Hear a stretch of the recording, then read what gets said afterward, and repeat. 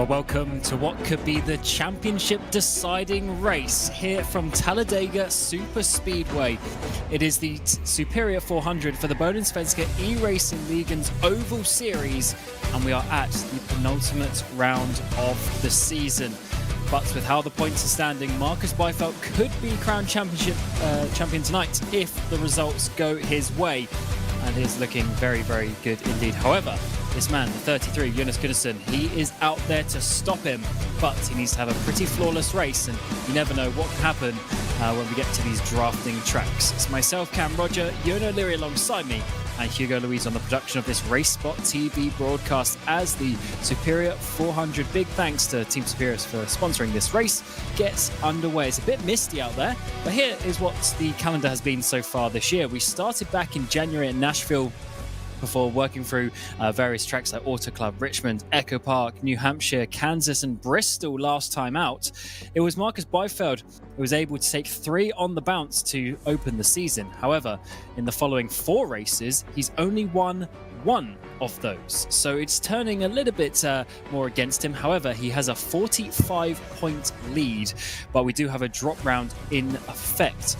And with how it is working out tonight, basically, Jonas Gunnarsson needs to score at least the same, if not more points than Byfeld to keep the championship alive. Otherwise, Byfeld is going to be the champion. So we just need to see where their positions are relative to each other. We'll have to work that out as the day goes on. Linus Broström was able to jump into 3rd place after last time out, just 2 points ahead of his old teammate Dan Holmer. And then Marcus Hagman is 10 points back in that race for 3rd position in the championship. Last time out, we were at Bristol, and Jesper Eriksson was able to take his first race win of the season. He hasn't shown up to too many races this year, unfortunately, but was able to come out victorious after a unsurprisingly caution-filled race back at Bristol. But we come to the drafting tracks, Ewan. Very different to what we had last time out, and it's going to be a completely different style of racing. Well, yes, different in almost every sort of way when you look at the style of racing. The one thing that is the same, though, is the danger for Marcus Byfeld that is out of his hands. That was the case 2 weeks ago at Bristol, where he did get caught up in an incident, and for the first time this season, Jonas Gunnarsson had a golden opportunity to properly gain some points. He didn't really take advantage of it in the end, as when they were coming towards both the stage and the race finish, Gunnarsson had trouble and couldn't maximise that opportunity that was handed to him on a plate, really. Tonight, he's got another chance. You never know what can happen at Talladega. If there is trouble for Byfeld, he's got to make use of it. And as you say, mathematically, he has to gain some points here tonight. What I would say, though, is that even if, mathematically it's not over tonight, it could well be, realistically, if he doesn't gain enough points. I don't think it's enough just to finish ahead of Byfeld today and just gain some points on him. I think for Gunnarsson, realistically, he has to be finishing fair away in front so that he can give himself at least half a chance at Homestead in 2 weeks. Yeah, that's true, because if he finishes within a point of the mathematical chance, that basically means he needs Byfeld to DNF at the final race of the season. So that is very, very true indeed. He wants to gain a good chunk of points so that if Byfeld gets caught up, like he did last time, then we see some opportunities. But the qualifying is coming to an end, and as you would expect, it is unbelievably close, with a 10th and a half basically covering all of the field. It's Marcus Hagman getting himself up the front there with Oliver Bohlin on the front row. Once again, then it's Holmer and Skoglund on the 2nd row. Byfeld is down in 5th, and Kenneth Tier is there on the back end of the 3rd row. Jonas Gunnarsson just 1 row behind his championship rival. Uvenen is in 8th. Jesper Eriksson will start from 9th place. Kjellberg in 10th. Lundberg and Bjorn Broström round out the top 12. Christopher Crook and Johannes Leppit. Of course, Leppit getting on the podium recently as well. That is a good result from him. Let's see what we can do from 14th place. Forsberg and Erling, the top 16. Fagerberg and Linus Broström from P18. Then we have Aronson and Schott, the final drivers, within a 10th of the pole position. Oscar Botin, Joel Wallen, Lars Bulka and Christopher Giros, the top 24 drivers. And at the back of the grid with a slightly uncompetitive time is Oscar Fredriksson there from the back row. We have 93 laps, Ewan. Fuel window is about 33, so it's going to be 3 full stints, basically. Stage on lap 40, so we're going to pit before the stage. What do you expect from this race? Well, in terms of pit stops, first of all, I reckon we're going to see 3 stops. Yes, it could be 3 stints, but the fact there's a stage on lap 40 means that there will be a caution on lap 40, where I think most people will pit in. We'll see whether we can get to that stage without a caution. If we do, then we'll see green flag pit stops at least once. And then, as I say, maybe we'll see some more pit stops on lap 40 as well, at which point there'll be a long run to the finish again. So could be quite a few stops, but those 4 tyre sets are not going to be run through very, very quickly indeed. It's going to be more about fuel, not too much focus on the tyres. And there is a reminder of the championship scenario. Let's say, though, Gunnarsson realistically has got to gain points on Byfeld here more significantly than just 1 or 2. It's got to be fairly significant if possible, but who knows around here. It is just so unpredictable at Talladega. We don't know what we're going to see tonight, as it was 2 weeks ago at Bristol, but Byfeld survived that challenge. See if we survive this one tonight as well at Talladega. And just remember, championship-wise, this is Marcus Byfeld's first time coming into the Oval Series. In terms of the road course series, he's won 4. He obviously just won the GT3s last week. He won 4 of the last 5 road course championships. He's finally come over into the Ovals, and now he is smashing it. Gunnarsson is a champion back in Season 5. We're on Season 9 now. Back in Season 5 in 2023, Gunnarsson was the champion, so he's done it before to keep his hopes alive. But Ewan, the fact that Byfeld can come in first time in the Oval is completely different to a road course style of racing and be up there is just quite remarkable. It is. It makes me wonder what oval racing he's been doing elsewhere, and not with us in the past. But this can't be, because this can't be his first series. But anyway, it's good to see him in this oval series with us in Svenska anyway, and just showing that in any type of car really he is so dominant. But you know, as neutrals, I think we do want somebody to come and challenge him, and that will be why it would be nice to see that championship margin just close a little bit this week, heading into the finale at Homestead. But you wonder, even if Gunnarsson halves that gap, you know, you wonder how he's going to be able to gain those amount of points at Homestead, because at that final race, the uncontrollables are much further towards Byfeld's control. I mean, through mile and a half this season, he's been very, or similar intermediates, he's been very, very difficult to beat. So, yeah, the odds are stacked against Gunnarsson, but as neutrals, well, I'm certainly hoping anyway for a closing of the championship so we can have an exciting finale in a fortnight. And also depends how many people show up to the final race, which proves what is the minimum amount of points that you can do. But we'll get into that as the race progresses. It is the Superior 400 here from Talladega Super Speedway, and it is the penultimate round of the Bohlin Svenska Eracingligan's Oval Series, season number 9. We come through the Tri-Oval, and it'll be Marcus Hagman, the number 12 machine, 5th place in the championship, who's trying to get us to the green flag. And then we will see, of course, the end of the season potentially here today. He gets a decent start, but of course, no major dramas here with the restrictor plates. Everyone very calm as we go side by side into turn 1. Seeing which line is going to push the other best. It's very, very even off of the start for Bohlin and Hagman, who are getting good assistance through NASCAR turns 1 and 2. And on the outside line, looks like Bohlin is going to get his nose in front. But as I say, very, very even with both rows getting off to a solid start. Yeah, that is what we like, although Hagman just not getting the push that he would have wanted. Already getting a couple of drivers drop down onto that row in front of them. That's Bohlin and Skoglund. They want to have that inside line, which I think will be the way to go. I won't be surprised if we end up having almost a single file at one point, but we are trying to see on the outside Kenneth Tier still try and rock the outside line with Tony Uven and pushing him as we come to end lap 1. Of course, this racetrack unusually start-finish line just past the Tri-Oval there, which will be notable on the very last lap of the race, but no arguments as to who leads that lap. Oliver Bohlin comfortably. A good push from Jonas Skoglund off the start there, beating out Marcus Hagman, who is being pushed by Daniel Holmer. And that means that the top 5 are all single file. It's Kenneth Tier who's now trying to get something going on a ever-diminishing outside line now. Yeah, just 6 cars remain there. Everyone else, there must be 19 cars on this inside line. We are very nose to tail as well. No splintering just yet, which is always good to see.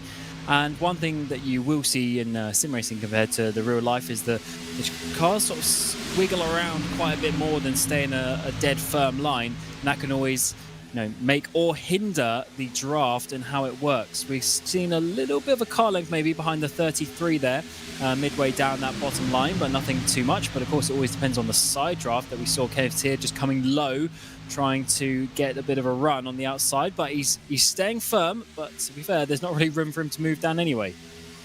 No, indeed. That's the problem and the risk you take when you move up to the high side, if you're thinking about it there from the low side. But they are starting to get some takers now, and Skoglund is going to have to start pushing again, although Bohlin goes up himself. So Bohlin very much wanting to go alone now. Is this going to be an error? Because Bohlin could well get challenged by Skoglund. He's going to try and sort of dictate both lines at the same time, but it's, of course, very difficult to do. Yes, he's trying to get the push on Kenneth Tier. Wasn't quite working, although that is his sister teammate. So, got the Polski Logistics and the Polski Aviation as well, sort of academy team there in the 49. Kenneth Tier, race winner last season as well. He knows what to do at the front, and he, with just his push of Tony Uvden, does lead across the line, which is very important. But then they look at the gap increases, and then they lose that momentum as we come onto the backstretch. Such a momentum game, and such an interesting developing race, as these always are, super speedway races, especially when you get long green flag runs. Oh, trouble in the background. A push gone wrong a little bit further down, and some cars had to scatter. Will stay green though. Nobody eventually ended up crashing in the end, which is a relief, but it's a high-speed place to have trouble, as is anywhere around here. We're getting a bit more even on the two packs. That top line was looking fast, as I say that.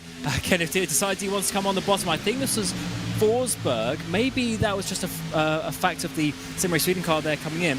And I think it was Forsberg just getting a little bit of a squiggle on as they try and obviously let up. I think and it was Christopher Crook was the one giving him the push there. They're now on the back of the outside line, the high line, as we work our way down the back stretches. Uvinen now leading as Kenneth here has gone. He's 3-4 car lengths ahead now as he got the push on that bottom line. Yeah, it's just, again, momentum going towards one line and then away from the other. Seems like the inside line, though, is returning to a comfortable lead a bit more often than the outside line is. And anytime the outside line does prevail, they do generally want to come back down to the inside again. So maybe that's telling as to where you want to be, but it is still very early on in the race. There'll be some guys further down the back of the pack who have got decent cars, but are just wanting to stay at the back, wanting to stay out of trouble. That might not be the worst idea. I mean, Alexander Aronson, who's always a big feature of these races, a big name in these races, is running third last down at the very back end of the field on the low line, among a group of about 4 or 5, I would say, who are just giving themselves a car length or two to react to anything should it go wrong in front of them. Yes, that's very true. You can't say bump to bumper forever. If someone in front of you lifts off or slightly checks up out of the blue, then that is always going to cause a crash. Here's on board at the 24. This is Alex Aronson. Been a little bit quiet this season. Definitely someone who you'd expect to be a championship contender. He's only missed one race, actually. He's got a pole position to his name, but he's down 7th place in the standings. I guess actually with the way that the drop round will work, him missing around may actually not be so bad in the end if he does the final 2 races, but not at the speed that he would have wanted, considering, especially in this car, in the O'Reilly's car, he is very fast naturally, maybe not had the time he would have wanted this season. Top line losing a lot of speed here, Ewan. I mean, actually, he's getting it back on this front stretch, or the back stretch, I should say. Kjellberg is wandering around a little bit there on the back of Uvinen, but I thought they were missing it, but they got it back together. It's an aggressive push there from Kjellberg, which has got Uvinen a bit of momentum back again, but he's got to stay closer than that. And he's not really doing that through the turns. Obviously, he can't actually shove through the turns, but you can stay a bit closer than that. And now you can see the inside getting that momentum. Also, Kjellberg needs a bit of assistance there from Bjorström. Bjorn Broström, indeed, in third in that line. But now it's coming again through the tribal. That's a little bit more consistently closer. Now again, he's got to stay closer through the turns. It's a bit more like it. And then he's got to be there off of turn 2 to give that big shove again to get the momentum going. But this outside line is always going to struggle for momentum a little bit if guys keep going to the bottom. And look at how few there are now on the outside. But with some good pushing, he can overcome that. Here comes Uvenen on the outside. Oh, as he goes way off, Kilberg goes way offline, up into the wall there for Bjorn Broström as well. He's going to have to recover that. That top line is completely splintered now. They're going to lose a whole load of momentum. Broström can't even get back in line very quickly, so Uvenen's waiting and waiting until that outside line catches up to him. In the end, it's not going to be so bad, but he is now, that's going to be for about 7th or so back compared to that bottom line. Ericsson just came up ever so slightly there to get a bit of the side draft, but enough to slow him down. But we are back in a 5-car push on the outside. Yeah, it means that they're all going to have to work harder as individuals here in this outside group to really get it moving. Some of those guys on the inside will just be hanging out, really, not especially pushing hard or particularly concentrating on shoving the group along too much. They'll be able to just hang around in the group. And I mentioned at the start that it should be impossible to get to the 40 lap mark with the fuel situation. 33 laps we're told is the limit. Well, if you're hanging around in this group, I'd be surprised if it's a hard limit at 33 laps. But you do wonder how much some of these guys in the midfield especially might be lifting off to save that little bit of fuel, maybe shorten their pit stop even if they can't cut one out completely. Yeah, I don't think so. You may have seen actually in the graphic when we're on the grid, it said the fuel tank was 90%. It's actually 85 for this race, so slightly reduced. I think just to help with the fact of making sure we get a green flag stop before the stage caution. That will make it a little bit harder, therefore, to go all the way. It is going to be 3 full tanks, basically, so or near enough. So I don't think we're going to be seeing anyone try and save a stop it, therefore. But what you're saying, Ewan, is very correct. You can at least shorten your pit stop, even if it's by half a second a second. That's going to be very, very crucial in terms of the pit lane order when you come back out. As you've seen, there's not a lot of overtaking in your line, only if you want to try and go high or go low. But it's a little bit more risky. If you're there 5th place in line, you can't really just go past someone in this type of racing. Even just half a second is absolutely massive in this type of racing. It really is. It's going to be, well, it looks like at the moment, everybody coming down to the green flag pit stops together. And if you could just take that shorter pit stop, then you have no risk of being left behind by the main group. As long as you come in with the main group, you're probably going to be leading with them if you can take one of the shorter pit stops of the group. But also, you actually increase the chances of distancing somebody, and this is where the hanging out of the back strategy falls down a little bit. And if we get sort of past lap 20-25 without a caution here, then expect to see guys like Alexander Aronson moving up from the outside of the top 20 to a bit further up here, because it would be in danger of getting dropped out of the group in that case. But I'll say a shorter pit stop could well chop some people off at the back, and that just reduces the front group and makes things a little bit less dangerous, a little bit more manageable for everybody who's remaining. As Uvenen now has had enough of running the highlight, I guess a little bit concerned about what we're talking about at the moment, in that he might be burning more fuel than everybody else, so it's probably a better idea for him to go behind somebody else and draft for a while. I agree on that. He is one that tries some interesting strategies. I was trying to think what race it was. A couple of races ago, he basically tried like a 60-odd lap stint to try and make something work. It didn't work out in the end, but he was at least trying something, and was the only one to do the strategy that day. He's gone back. Johannes Leppert as well seems to be wanting to be behind Uvenen as you come across the line. End of lap 12, on to lap 13. So there we go, 80 laps remaining in the race. Lap 40 is the stage, and we are staying green all the way from the beginning of this Superior 400. Yeah, it's been great to see so far, actually. I thoroughly enjoyed Super Speedway racing in a green flag context, and hope that we do get to see green flag pit stops either in this stage or the second one, because the second stage is also long enough for us to see potential pit stops. But Uvenen's had enough of the outside line completely. He heads now to the inside and finds a little gap. So he'll now be running around on the low side as well. But the high side here. Matthias Kjellberg still giving it a go, and fair play to them for that, but they'll be burning a lot of fuel now, and it looks like they're on a hiding to nothing. Kenneth Thier has been leading this race for quite some time now. Yeah, I tell you what, if you're quite a bit back in this front train, so the likes of Byfeld, Ericsson, Gunnarsson, even Broström slightly further back, you're loving how this race is starting right now. You're saving fuel. You're just sat there calm. Nothing's really going to happen for your race right now. The outside line is going crazy, and you're just avoiding all of it. So Jo Bohlin, their leader, got Kjellberg on the outside. This we've got Crook there as well. Everyone's actually now trying to come down, so it's just the three that are left there, really. Dante Forsberg's still on the outside line. And now someone else on the low line trying to jump up. That's a weird one. It's actually Araton in the 24 trying to get on the back, trying to do something different, work his way up, push Kjellberg to the front.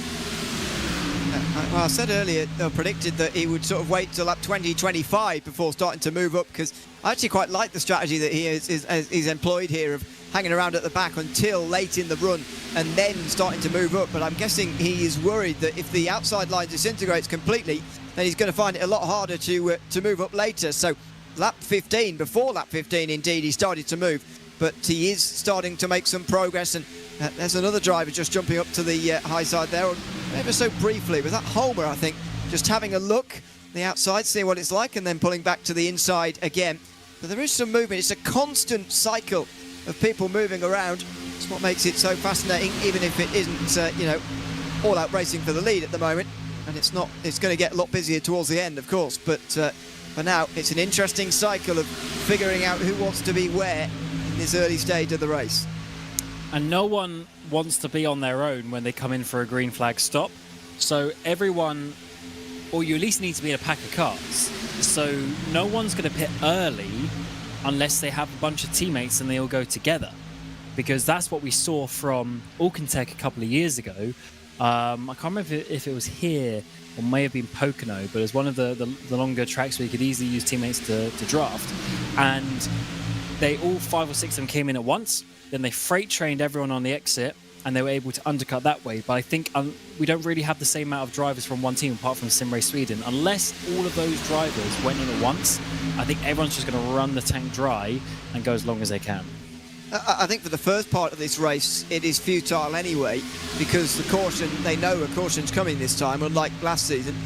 They know a caution's coming this time on lap 40, so or around there anyway. So there's not much point doing it yet. I think that strategy could, though, come into play maybe on lap 60 or so. That won't be the limit in terms of what they can do on fuel after they've gone through the stage caution. However, it is the point at which they know they can make it to the end, and maybe there will be something for a team, or maybe even just an alliance of drivers who come in early and try and beat the field that way. But we're not going to see that for some time, because even if you get a gap on the field and you win the stage, everybody knows what you're going to do for the second stage, and you've only gained a maximum of 10 points out of it, because it's not the main points at the end. So that might come into play, definitely, but I would say not just yet. And tyres really going to be a fact here? Probably not, but we do have the extra set of tyres, which, if you don't take them at the caution, could be quite interesting if that would affect anything later in the race. Able to hold on when you're going flat out at the end of the race. That would be certainly something to at least keep in the back of your mind. As ever, we have 4 sets of tyres for the race, which generally needs 3 stops, therefore 4 sets of tyres.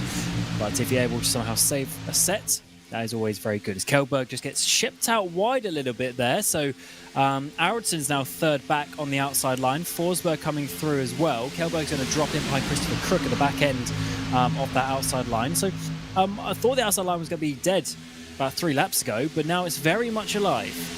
Well, this is what I mean. It's constantly going in cycles here. It looks like it's, and this is the most promising it's looked for some time. Kenneth Thier has led lap after lap here, but Jo Bohlin might be about to lead one here. Oh, it's close. It's Bohlin, I think, just about to lead that lap. It doesn't matter too much, but in any case, it's symbolic, really, of where this outside line is, because, as you say, it was looking like it was going nowhere only 10 or even 5 laps ago. Well, now it is starting to get somewhere, and Bohlin is even having to block in his own line, which is never a great sight. Here's Christopher Crook on the outside. He was looking to even make it 3 wide maybe there. You do need cohesion in that outside line, and it looked like they were trying to battle with one another there, so we'll keep an eye on this, but the outside line making the best resurgence it's had for some time here.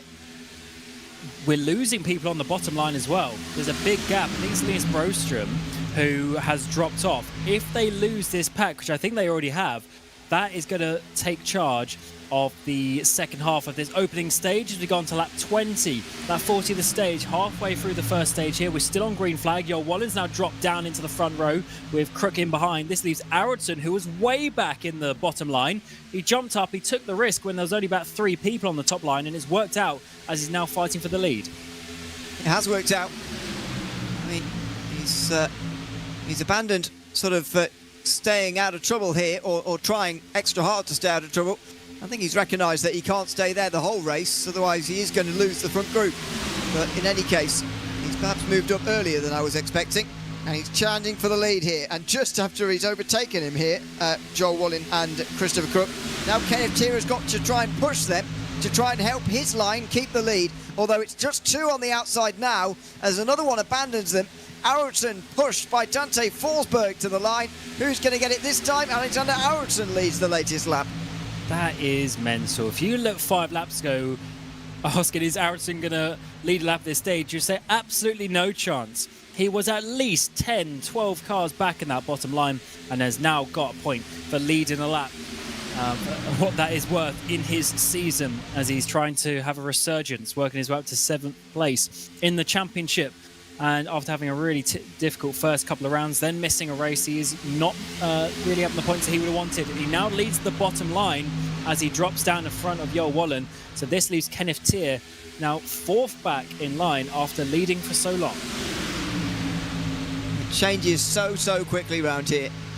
And Kenneth Tier is actually in one of the more dangerous places to be now. Leading earlier, you know, was fine, really. It was a nice place to be. See, there's no one who can crash in front of you when you're leading. However, now, not only has he got people in front of him in his line, he's trapped because he's got that outside line for the most part as well. Now, Forsberg's not actually forcing the issue there too much, and indeed he's slipping back now because he's got no help. But again and again, that outside line's going to come again, and Kenneth Tier's going to be trapped on that inside line. That makes it very difficult to avoid any crashes, very difficult to move anywhere, and as I say, becomes a very dangerous place to be. Oh, we see now it's Broström. Yeah, he was dropping off for a little bit. They were able to have a bit of resurgence a couple of laps ago, and then he went up to the high line to try and make something work.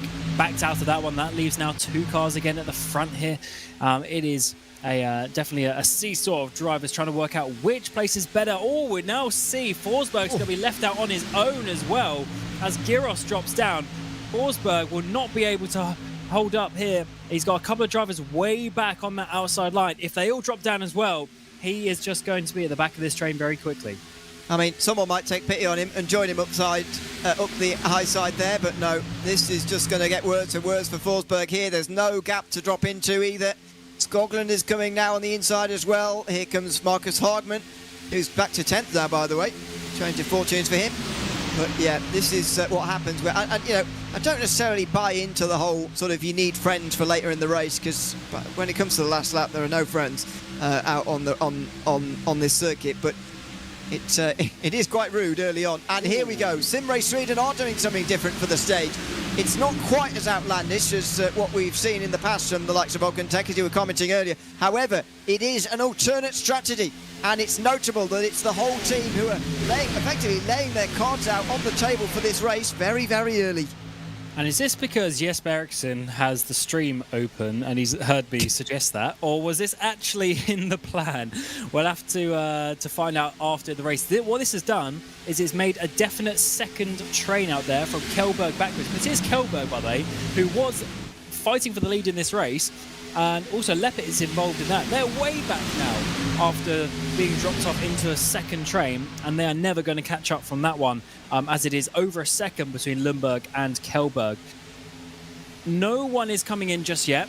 I think that was a bit early from Sim Race Sweden, but they definitely wanted to do something a little bit, a little bit risky to have an opportunity. Now they just need to stack up nose to nose to nose and just push each other along, hope that they are faster and more organised than this single train that is now left.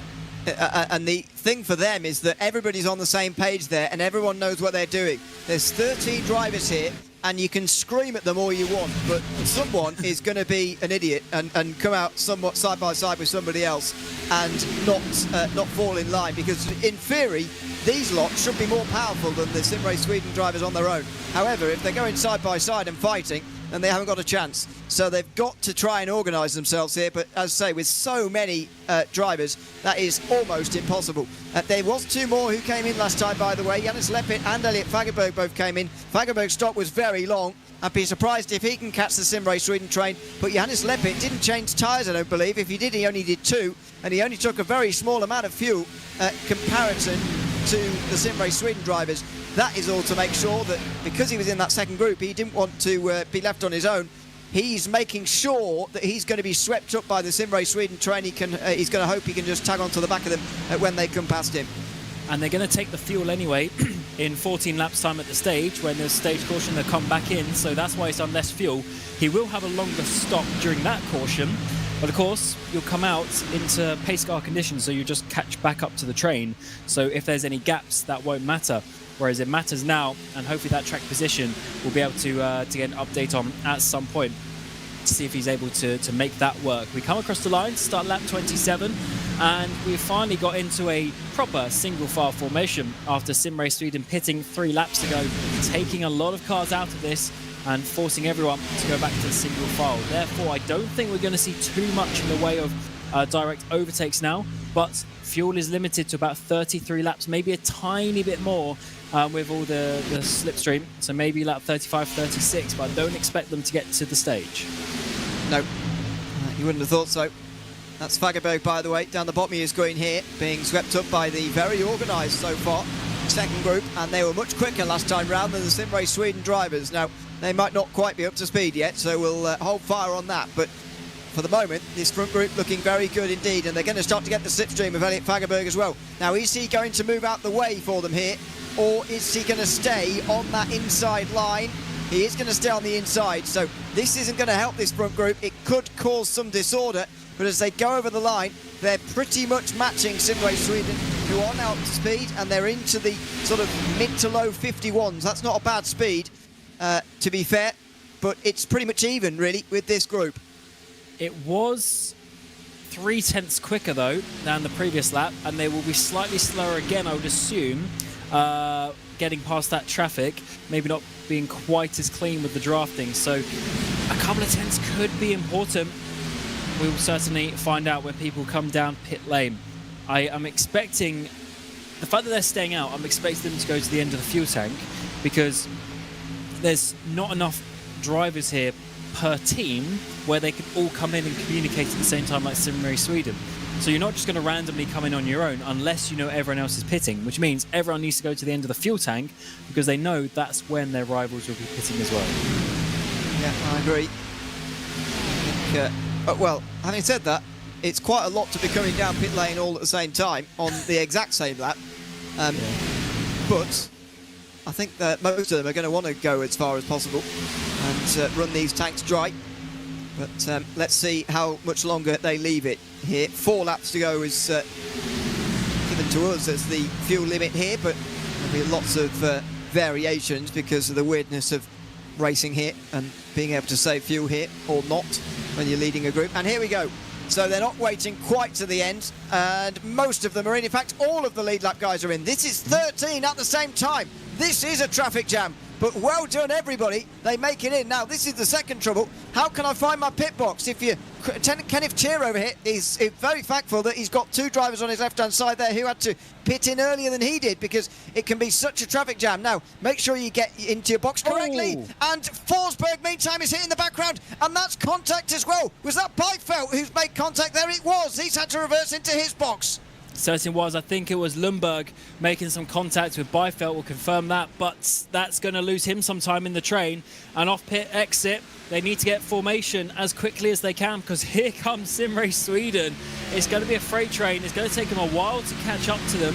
towards the back straight, but still they will be full speed when everyone else will be going through the gears. And look at the gaps that we have here. This is not going to be the fastest restart to this race that those guys are going to have, and Sim Race Sweden surely have a good opportunity by the end of this lap. No, it's going to be a top 7, really. Now, Brostrom's got to try and get close to Lundberg, who's now got to get close to Kenneth Tier and push him in towards Giros, and then Crook, and then Bolker, and then Ericsson. You get the idea as they go along the line. They've got to try and get up to speed quickly. The Sim Race Sweden guys are not that near when you really think about it. They are a few seconds behind. There's a front group that's defined itself here, and these 7, if they work together, they can get clear. Now, this is what happened to Marcus Beifeld. He's coming into his box, and I'm afraid they've just thought that they were going to go through each other there. They should have coordinated that earlier, because Beifeld needed to be the one who either broke in and went in behind the 83, or he needed the 83 to break too late. In the end, they tried to sort it out too late, and they both get into trouble. And here comes Sim Race Sweden with a bit more momentum. However, everyone else is up to speed, and yes, this is partially due to the fact that these guys had about 4 seconds longer on the pit lane, on the pit stops, because they pitted earlier, and if they were 4 seconds further up, they would be on the back of that top 7. So it's just a as we get the 2 lines going very, very close to each other, contact is made. But yes, the top 7 are away by 5 seconds. That is a big gap. No one is going to catch them before the stage. That is the top 7 position sorted, and these guys to fight for the final 3 points. Yeah, 3, 2 and 1 points available for 8th, 9th and 10th, and that's it for these guys. You would imagine, and it includes Beifeld and Gunnarsson, both of the championship contenders. So in the end, that's good news for Beifeld, really. Even the fact that he had that trouble on pit lane, it's not going to matter, because Gunnarsson's here as well, and the maximum he could gain is only 3 points. So again, he's gotten away with trouble here. I would argue that's the second race in a row there, because Gunnarsson didn't take advantage at Bristol at the stage of a potential 10 points he could have had. Well, he could have had 9 if he'd just backed away and finished second in the stage, but obviously hindsight is much easier to figure these things out. If he'd have made that front group tonight as well, he would have had an easy gain in points as well. So some missed opportunities in these last couple of weeks. It's crazy how 5-second gap can open up just because they were splintered on pit exit. Then they had to bumper to bumper. Top 7, I should say, got away. Everyone behind them had to wait for the guys behind, and that was a 5-second gap. Incredible. Everyone who pit just then had about a 7, maybe 8-second pit stop. These Sim Race Sweden guys had 11 seconds, so 4 seconds longer, as I was mentioning, and that's the reason why they were there as well. So it really did work out, to be honest, for Sim Race Sweden. However, I do respect that they tried something and they didn't just sit in the train, considering they got this many cars with potential influence, although it did work. Yeah, I do as well. I think if I were on the team, I would be saying, you know, why are we doing this, laying our cards all out on the table here before the stage break? I would have done this on lap 60, as I said earlier. You know, make it look in this stage of the race like you're just going to follow the others like a herd, and then you go and do something different in the second part of the race. Yes, in the second part, some of you might be taken out by crashes by that point or whatever, but I've seen 3 drivers make it work if you're fast enough. Although that was at Daytona, I don't know if it's different here, but I've seen a minimum 3 drivers make it work going away from the main group. So even if, you know, half of them were taken out, it would still work going by those numbers. And I think everybody else now can expect this, and if they do try it again second time round, some of the people are going to join them, and that is going to make the whole equation a lot more difficult. That is certainly true. Lap 34, Sim Race Sweden, if anything, are going backwards. They can't even get past Bjorn Brostrom here, who's on his own. He's not even up the back of the that bottom train, and the Sim Race Sweden cars can't get past. They are not being the most efficient, and this is still allowing the top 7 to be out there by 5 seconds. That gap is continuing on. Alex Ayrton leads from Bulka, Crook, Giros, Tier, Lundberg. That is not the top 6 that you would have guessed after the first few laps of this race, and Brostrom just on the back of it. Or not him, to be honest, because he was really struggling in that qualifying session. Here we are, the 24 leading. He took the leap of faith on that outside line, worked his way to the front, and he's now got an amazing opportunity to win the stage. Absolutely. I mean, I do feel like all 7 drivers, though, are going to be feeling, what a great chance this is for me to win a stage, because they're all in that front group, and it does make you feel like you're a lot closer to the victory than realistically you are. even if we assume everybody's got the same chance of winning exactly, then it's no more than 15% each. So it's not actually that high, but you do feel like you've absolutely got a golden chance here. Now, 5 laps to go at the line. I cannot predict how this is going to work. We've got 2 teammates in here. We've got teammates who are not together at the minute in this group as well. But there's going to be mini alliances formed just briefly for these final 5 laps as well. And here we go. Crook, no, I thought Crook was going to do it there. He's probably advised to wait just a little bit longer before making his move, but he's got the full support, I'd imagine, of Christopher Giros right behind. He does, but we have 3 Polski Logistics, well, I guess in Bruce of 4 Polski Logistics cars up there as well. So it's just Lundberg who's out on his own, which is not the ideal situation, but we do have the fact that Bulka can just push his sister teammate of Araton, and then Kenneth Tier will then work his way up behind if the superior cars were able to move out. But they want to win, of course, very importantly, want to win their own race. Yeah, certainly do. I think we really could see some waiting until the penultimate lap, to be honest, of this stage. Anything earlier might be too early. The group behind is actually catching despite their disorganisation. Tony Uvenant is leading that line for 8th position on back, but behind it side by side, I mean, there is, 11 or 12 of them, so they are bound to be a little bit more disorderly, but nevertheless. Now, there is a little bit of lap traffic just in front of the front group as well here. Now, that's Dante Forsberg by the looks of things. He's going to go 1 lap down. He's going to hope that they don't catch up to Elliot Fagerberg, because if it stays that way, then Forsberg will be able to get the free pass and back onto the lead lap, but here he is being swept up. And he's the only driver so far being put a lap down here. Oh, that is going to be an interesting situation if this gets a bit awkward on the outside. But no, Forsberg is actually keeping very nicely on the inside there. And they just freight train past him on the outside. But of course, I said the wrong team earlier. Street Trends, not superior there for Giros and Crook. The 2 Christophers working their way into some sort of formation you would expect as you come to the line. Is going to be just over 5 miles of racing for the finish of this stage. Lap 40, we will get the stage caution. 10 points for the winner. Is pretty wrapped up in this top 7. But which order will it be? I don't think is going to be the same as this, or at least they're going to try and not do that. Now let's see how they try and resolve this. I mean, I think, based on the body language at the back, Eric Lundberg and Lynch Proston might not get involved at all. Maybe they're just hanging back to have a run at the end, but look at the way they're backing away from the others here. This is the penultimate lap, and this is the lap where really you should be moving forward if you're trying to win here. I mean, I'm surprised Crook and Giros aren't going. Maybe they're willing to turn 3. No, not yet. They feel that they can wait even further. Maybe they're not even going to go for it at all. Maybe they don't want to take the risk in trying to take stage points away when really the end of the race is what they're focused on. But further behind, even though there's less points available, they're fighting even harder, you could argue. Jesper Eriksson pulls alongside Marcus Byfeldt here, and the Simrace Sweden drivers get a good run. Byfeldt lifts it off himself. I don't think he wants to be a part of this. The biggest danger for his season right now is getting involved in a big crash. And this is to get a point as well. So there's 2 cars, which is 8th and 9th, and then the other position is a point. Let's see what they can do. This is getting messy, though. This is really messy as the Simrace Sweden cars try and have a bit of a fight here on the outside. As we are on lap 40, stage points at the end of this one is looking clean at the front, but in this second pack, there are cars everywhere, side by side. They're trying to get around Forsberg as well, a lap down. And this is going to get really, really messy. A big run to the inside there from Uven as he tries to hold on to that 8th position as the Simracing cars go to the outside. That is all big wiggle on as they're pushing. They're trying to get the run, trying to get every final point. It's going to be Aronson, though, who's going to come across the line and gets that victory ahead of Lars Bulka in that stage. It's going to be Crook on the podium. But for the final point, looks like Gunnarsson may just about get it. Byfeldt is going to be out of the points as we come across the line. And those are some crucial points potentially for Gunnarsson when we get to the end of this race. Caution comes out, and we do see a nice fight to finish there from some differing strategies. But as everyone slows down, we'll work our way through the pit sequence. We'll take some messages from our partners.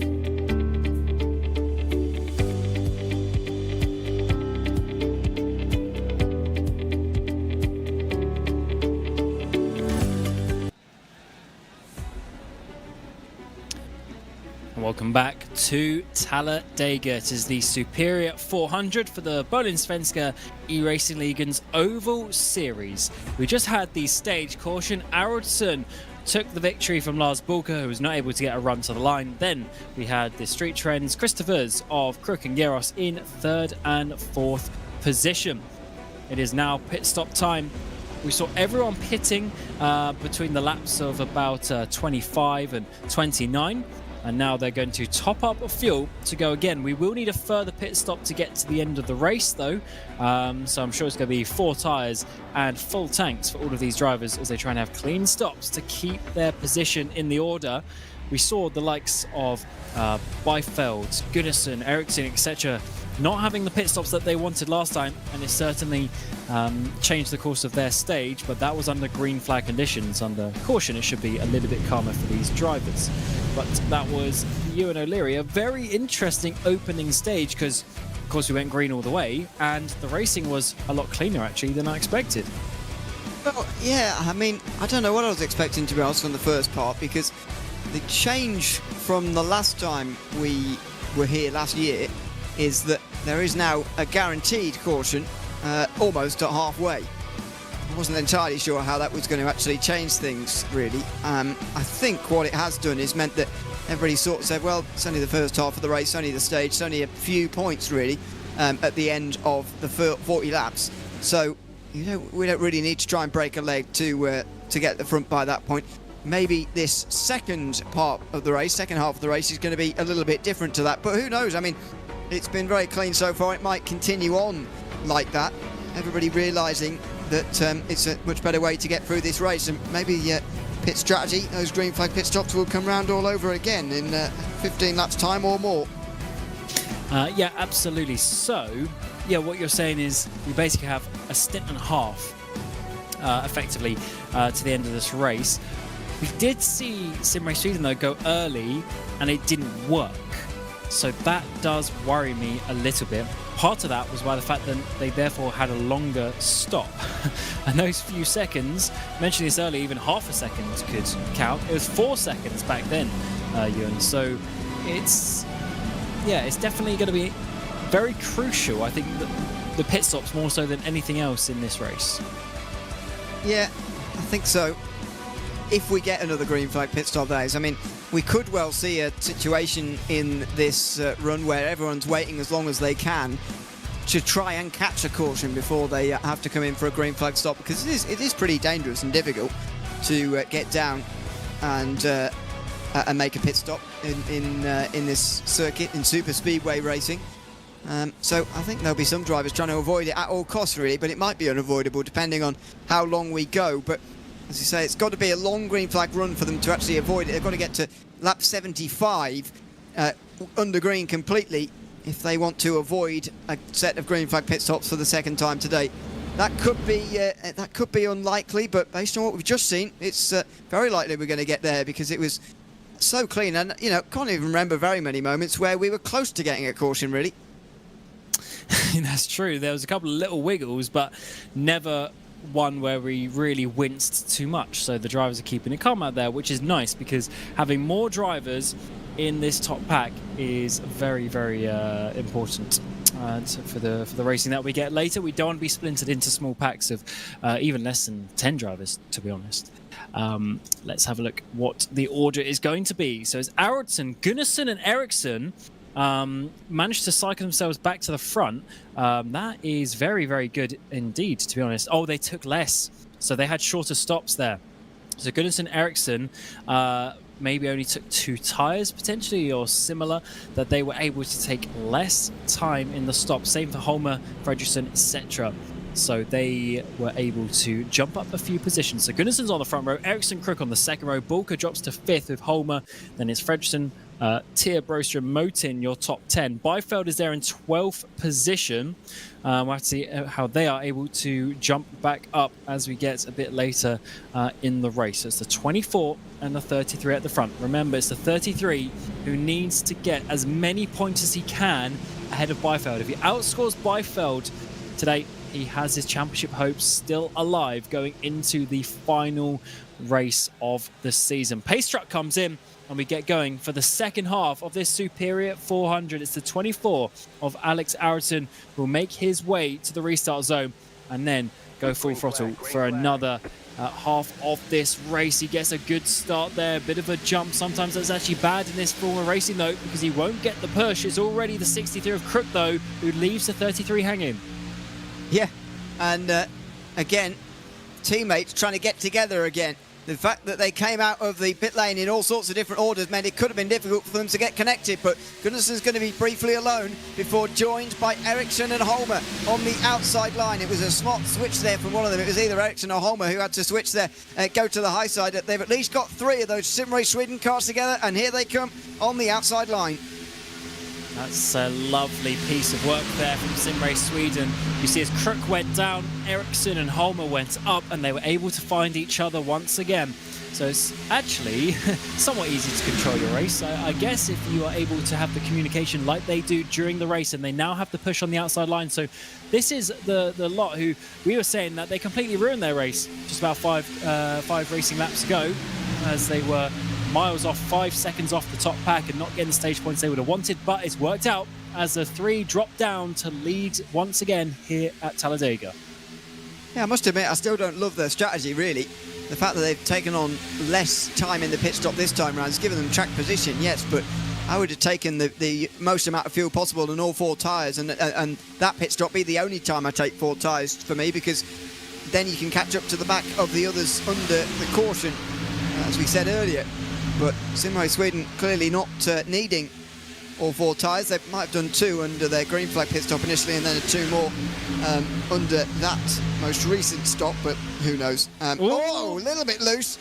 Gunnarsson being pushed extra hard by his teammate, and he certainly doesn't need to get spun out by Jesper Ericsson. That is the last thing he needs. So if they do have less fuel, then they're definitely not saving right now to try and catch up that offset. They're just going to go flat out and then just take the longer stop. They'll pit a bit earlier once again, like we saw in the previous stint, and then they'll have to go flat out and try and bump draft their way through the pack once again to get the win later on in the race. That's assuming we go green though, and with how everyone's wiggling around, you never quite know, to be honest. Yeah, hold on their strategy though, because have they got less fuel on board than the others, or are they just making up for the fact that their pit stop under green was longer, and so their stop under caution is therefore shorter, and they're on the same amount of fuel as anybody else anyway? I don't know what the answer to that rhetorical question is, but I wonder whether they do have less fuel on board than the others. There was a moment there where I thought they might actually be able to start a bit of a breakaway at the front as well, but that's been brought back pretty quickly, and that would have been completely ideal for Gunnarsson, because Marcus Byfeld would be buried in the pack, and then in that scenario would have been in the second group, but it's all been brought back together. That is very true, because their pit stop time is in between 2 and 4 tyres. So they probably took 2 tyres and they had a little bit more fuel. That is very true. So if they are on a full tank, then to be honest, they are actually on the best strategy, in my opinion, Ewan, and they work their way to the front. So in some ways sacrificed the stage, but we didn't quite see it at that point. Yeah, but you know, for me, Gunnarsson's not in a position points-wise he can sacrifice stages. He needed 10 points there really, with Byfeld as far down as possible. Now he gained 2 points, yeah, great, but he needs to be a lot closer than that if he wants to beat him at Homestead 2 weeks from now. Yeah, he certainly does. He certainly does, because as we said, even if he just sneaks in mathematically, he's going to need to win the race with Byfeld DNFing at that point. So he needs to have a blinder of a race. He needs to be on the podium both times, and hoping that Byfeld is as low down as possible. Byfeld is currently P13, to be honest, and I know it's Talladega, but Byfeld hasn't looked racy at all. Normally he comes racy at the end of the stage. It didn't work out. He got caught in a slow group at the pit stop. So yeah, it's not quite a track that you can easily just work your way forward. So he needs to keep an eye on that, as he's way back. He's actually behind Niels Brostrom for P12, P13. Yeah, he's a long way back, Marcus Byfeld, and right in the middle of the pack either. I mean, you could understand him wanting to run right out front or right out the back to stay out of trouble, but he's right in the danger zone here, really. So not an entirely safe place to be, I wouldn't argue, for Marcus Byfeld at the moment, but that's where he is in 13th, but he's not trying to change that either. If I were him, I'd try and join that little run on the outside, to be honest. Even if it fails, he can at least go further to the back and stay out of trouble. But I guess he'll be nervous if he does hang around at the back, that there's a group that goes off the front that he's not seen and not able to be a part of. And that's probably the biggest danger to his championship right now. It is Gunnarsson almost being guaranteed a load of points extra compared to Byfeld because of a group splitting in between them. So that's why Byfeld might be putting himself in a slightly more dangerous position than is advisable at the moment. Broström should have gone up to the high line there, I think, although I say that, I just lost a bit of momentum. He is now, yes he is now, he's thinking about it. That was his time. Byfeld's tried to squeeze in. No, Broström backs out of it. Is that almost to block Byfeld? But what it's done is it's splintered the group ahead. I think he should have got there, he should have got the push. Oh no, he finally does. He goes as late as he can to try and stop Byfeld, but he actually just slows him down and comes straight back. So, I don't know what that is. It's a bit of a block and a bit of a try to gain some momentum, try and get the run on his old teammate of Hogan Shot just ahead, I guess. But now the outside line, your Bohlin, 43, is going to be going past. Yeah, that group has slowly made progress here. Not really sure why Broström was sort of acting like the race leader there, almost flicking between lines. But anyway, he's stopped doing that now, and the outside line is prevailing. Is that just in front of him an intentional bit of lifting off there from Håkan Schott just to let them in? Maybe. I'm not entirely sure. Now the gap is closing a little bit, but those four are getting some success on the outside line. It's only a matter of time before someone from the top 10 tries to join them and tries to lead them on the march to the front of the field.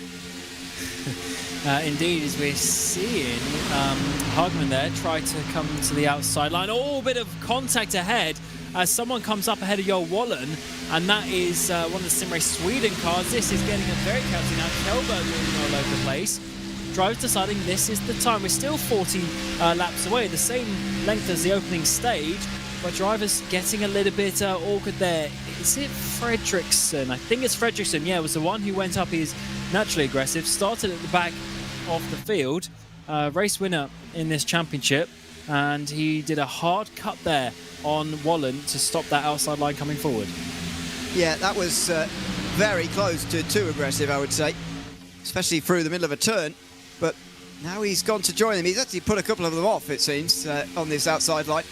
And it's just therefore taking some momentum out of this. Fredriksson is therefore going backwards, and one might say, well, that's a bit of karma, but he is also going backwards at the moment because of this. And they'll have to regroup and go again on the outside line. Still 40 laps to go here, so at least 10 laps before I'd suggest we see green flag pit stops for the final time tonight.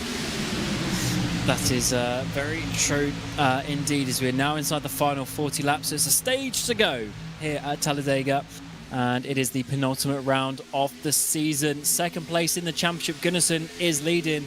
Your leader of the championship, Byfeld, he's actually gone down. He's at P15 now, losing points in comparison to Gunnarsson. If it was to finish like this, we'd have quite an interesting final race.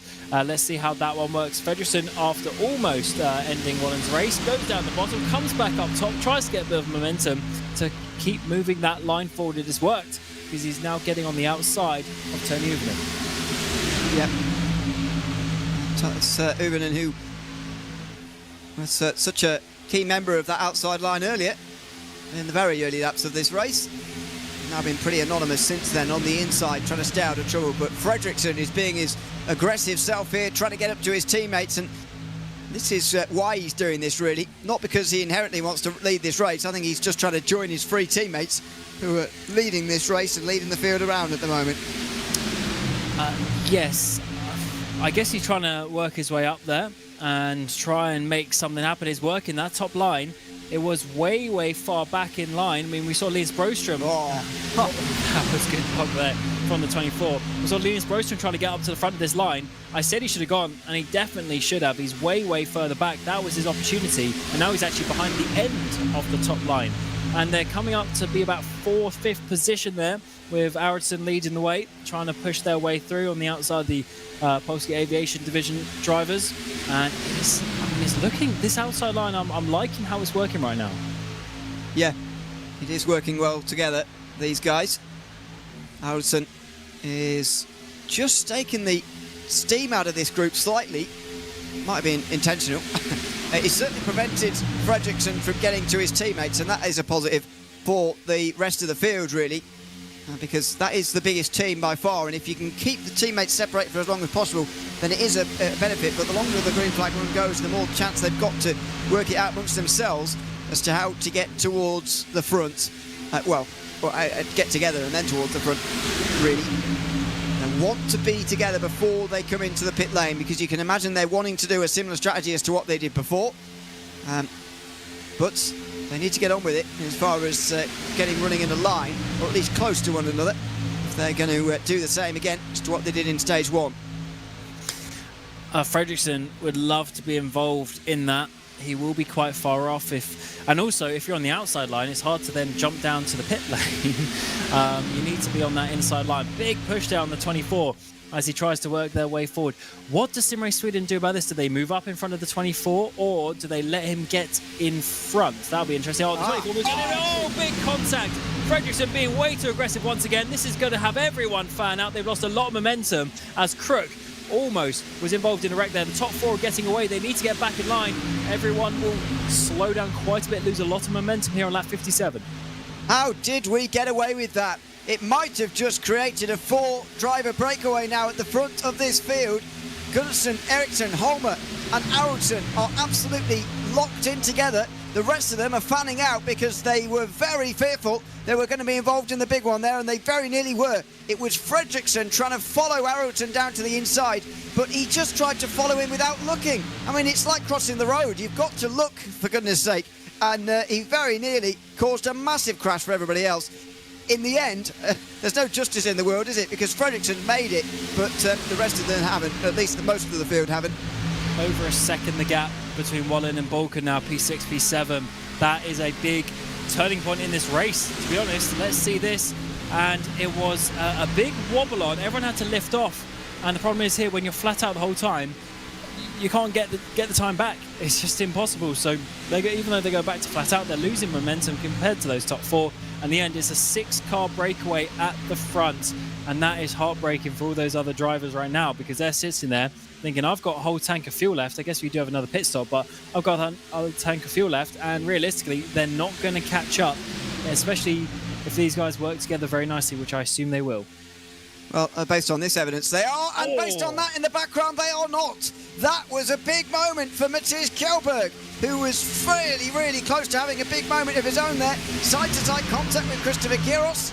That's Uvanen, who went to the low line there, indeed below the low line, onto the apron to avoid what he thought was going to be a big crash. These guys, if they're going to win this race, they need to get in line and try and catch that front six. If they work together, they can be more powerful than the sixth leading, but they're too busy fighting side by side. Wow, this is, a needless one. I mean, I guess they're gone anyway, but they need to be as close as they can. So if we are under green flag stops, a 2-second gap compared to a 5-second gap is going to be very, very important. Problem is, as now Giros is completely stuck on the outside line, and he can't really do too much about it. They're trying to work their way down. He's got Oscar Motin in behind. They're trying to find a gap. Yes, Motin's just let in by his teammate Harkin shot there. But now Giros, he's left out to dry. He's on his own on that high line. His teammate's trying to open up in front, but he's not quite close enough. And he's going to be left behind. And now it looks like he's going to go back to P6, P7 in this train. Although I haven't said that now. It always ebbs and flows in the 12 of Marcus Hagman. Oh, we got a big wiggle on there as the Sim Race Student car slowed down there. Oh, everyone's going to fan out. Have we gone around? No, he saved it. What a save there from your championship leader. And he's now going to go to the back even further. Marcus Beifeld has been in the danger zone for some time, and he's been caught out on a couple of occasions now. That was a really close moment. Have a look at this save, and have a look at the stacking up, by the way, in front that you've just got no time to react to. We've got it in better view than he has from on board, but just watch how quickly it happens here through the trial. You can see the rumblings, then you can see, then it happens, and then you get smacked, and you've got to try and react. That was a great save from Beifeld, but as far as this race is concerned, and as far as this championship is concerned, none of this is good news for him. Yeah, this race is going bad to worse. I said he's only won one of the previous 4 rounds anyway. and with how it looks, it's not going to be another one. But he is going to be still leading the championship coming into the final round of the season. Just needs to pick up as many points as he can. As ever, everyone is just fanning out here left and right, wiggling about. They need to get into a bit more of a constructive line, which they are now finally doing as we work our way down this back stretch. So we have Hagman leading on that outside line. He's got Lundberg in behind him. Then we've got Giros. We've got Uvenen in there as well. Robert Erling trying to get there. Oh, contact is made. Oh, this is going to be, finally, the caution is going to come out here. Lap 62, you would expect. And that is a little bit needless. They're all moving around too much in these previous 5 laps. And we've got meatballs as well. Lepit involved and Tony Uvenen as well. They're the ones who hit the wall hard. And here's how it happened. It's one of those concertina effects down the line again and again. Lepit looks to the inside and he gets into, somebody else gets into Uvenen. Then Lepit on the way down the line. And yeah, a few more will get a little bit of damage from that as well. But whether drivers get damage there or not, everyone will be in with this caution because they can make it to the end from here.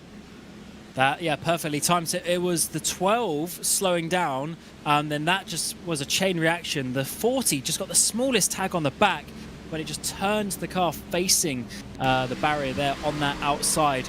And wow, that is actually a huge hit from Uvenen, spun around. Very lucky not to go upside down, to be honest. But of course, that's why I have all those aero devices to stop the car doing that, and we slow things down once again. This does bring that top 6 back into it, and to be honest, we were really, with how aggressive it was getting, we were expecting a caution. But as you say, everyone has to pit, so that equalizes the strategy. And this, I guess some people will be taking 2 tyres and whatnot, but technically this could be the final set of tyres for some drivers. Yeah, I think if you're at the back, you might as well take 4. If you're further towards the front, if you're one of those 6 who were breaking away earlier, then definitely just, I mean, I'd be tempted to take no tyres, to be honest. It's so little difference, really, around Talladega. It's not worth the trouble, I don't think, but we'll see what these guys decide to do. I'd be gobsmacked if anybody decides to stay out, though. So, here we go. The pit lane's open this time round. The final pit stop, 3rd and final pit stop of the night, is coming up for everybody right now. Yeah, I should say there's no reason why you would stay out, to be honest. They can get fuel to the end. They're going to need the fuel to the end. And even if we get cautions later on, you can't get from the back to the front of the train. Track position is very, very important here. Oh, in the background, Forsberg. Didn't he have contact before? Kjellberg gets a huge hit. Forsberg facing the wrong way. That's Lundberg. Fortunately, we ghost for a couple of the other drivers, but that was terrible there. Oh, Lundberg no. meatball from the contact. That is just catastrophic. You're right, by the way. Forsberg did get involved last time. He's slowing down quite early, and Kjellberg is not driving, in my opinion, where he should be. Lundberg is the one who piles in on the scene and is unfortunate.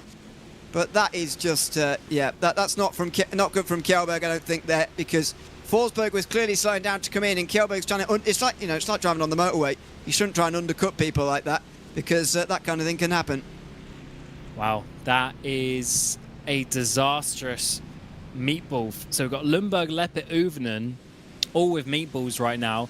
Of course, Lepit and Uvenen were the ones who caused this caution. Fagerberg is also there. He was the other driver. He didn't get a meatball, but he was heavily involved with the contact of Lepit and Uvenen. Skoglund as well. So that is not ideal. They're going to be in there for a long, long time. The good thing here, Ewan, is that the laps are very long under pace car. So you can stay on the lead lap if you only have some short damage.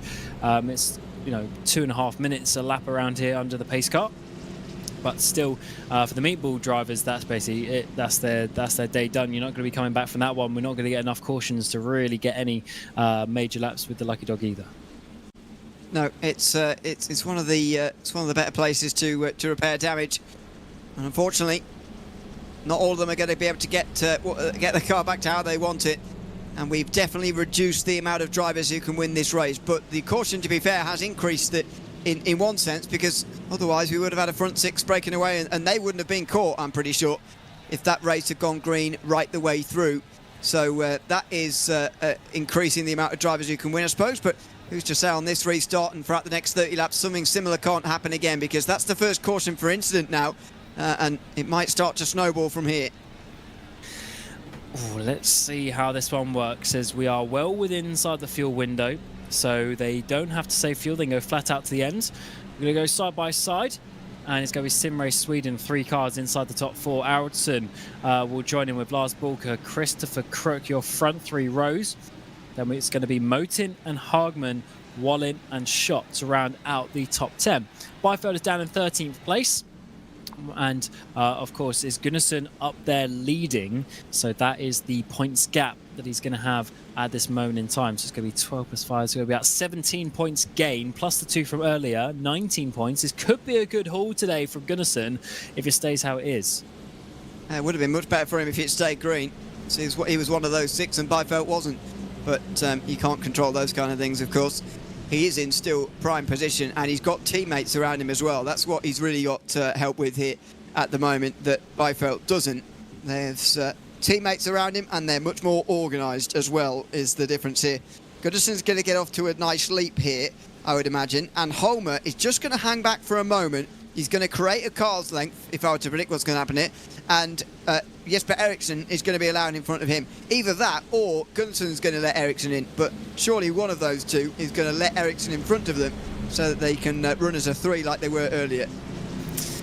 They've been on the mic all day. They've been working together very, very nicely.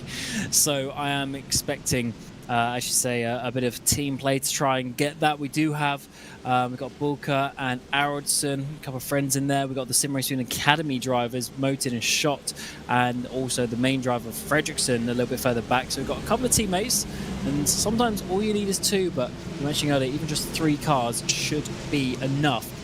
Gunnarsson, the 33, your champion from Season 5, here in Season 9, trying to get the win, and this would be a very, very important victory so far this season. His first one, in fact, it would be if he's able to take it to the green flag. Let's see how this one works. Or Jesper Eriksson, can he get 2 in a row? As is a late greens call there from the 33, and it is Holmer trying to let the 37 in of Eriksson, but it's Aracingligan who's going with him. They might have to do something to block him off. Yes, oh, a bit of contact is made, and we're just going to go back to caution. That was team play at the worst time, and further spins. We'll have to work out who that was, but that was just messy and a very bad way of doing the restart. Well, it was 2 drivers, wasn't it, who were not going to back out no matter what. And when that happens, disaster occurs. Daniel Holmer sent to the back. Eriksson to the back as well. These 2 are going to have a much easier time coordinating between themselves next time round, but it's going to make the rest of this race a bit harder for them, considering this moment. I mean, look at the gap that Eriksson's trying to create here, and again, it's Holmer gets in there. Holmer creating for Eriksson, I should say.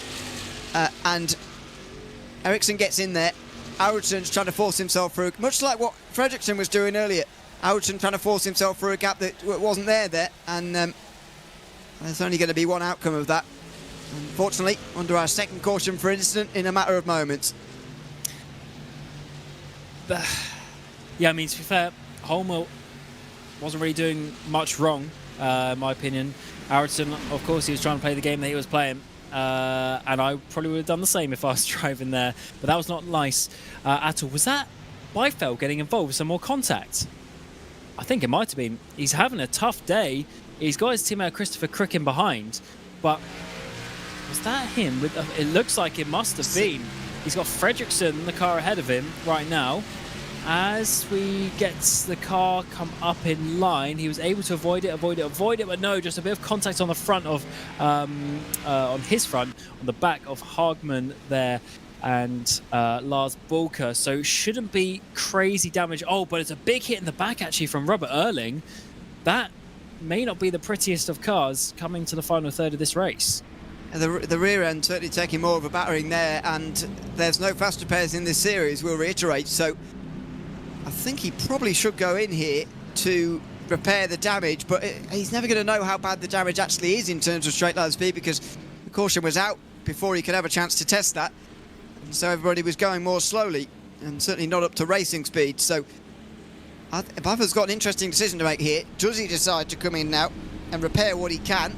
Because as you say, you can get minutes repaired under the cautions here with such long laps at Talladega. Or is he just going to brave it out and say, well, I'm still running and I'm still in the top 20, still going fine. Let's see. Look down the line for Byfeld. Is he coming in? Don't think so. So he's going to... oh, no, he is, sorry. And that's... I was just about to say, that is probably the sensible thing to do. Yes. Tough, though. He's going to lose a lot of the track position, a lot of time. I guess he has got, as the lights are still on, he is going to have 2 laps of pace car to try and get some damage repairs. But then he's got to catch up back of the line. So this is looking good for the 33. I have to say that. And he made a bit of a silly decision at the previous race that cost him some points. Then he lost some more points at the opening stage here, but he's doing all he can right now. Yeah, certainly. It's going to be, it might be quite a stop-start finish to this race from now. 25 laps to go.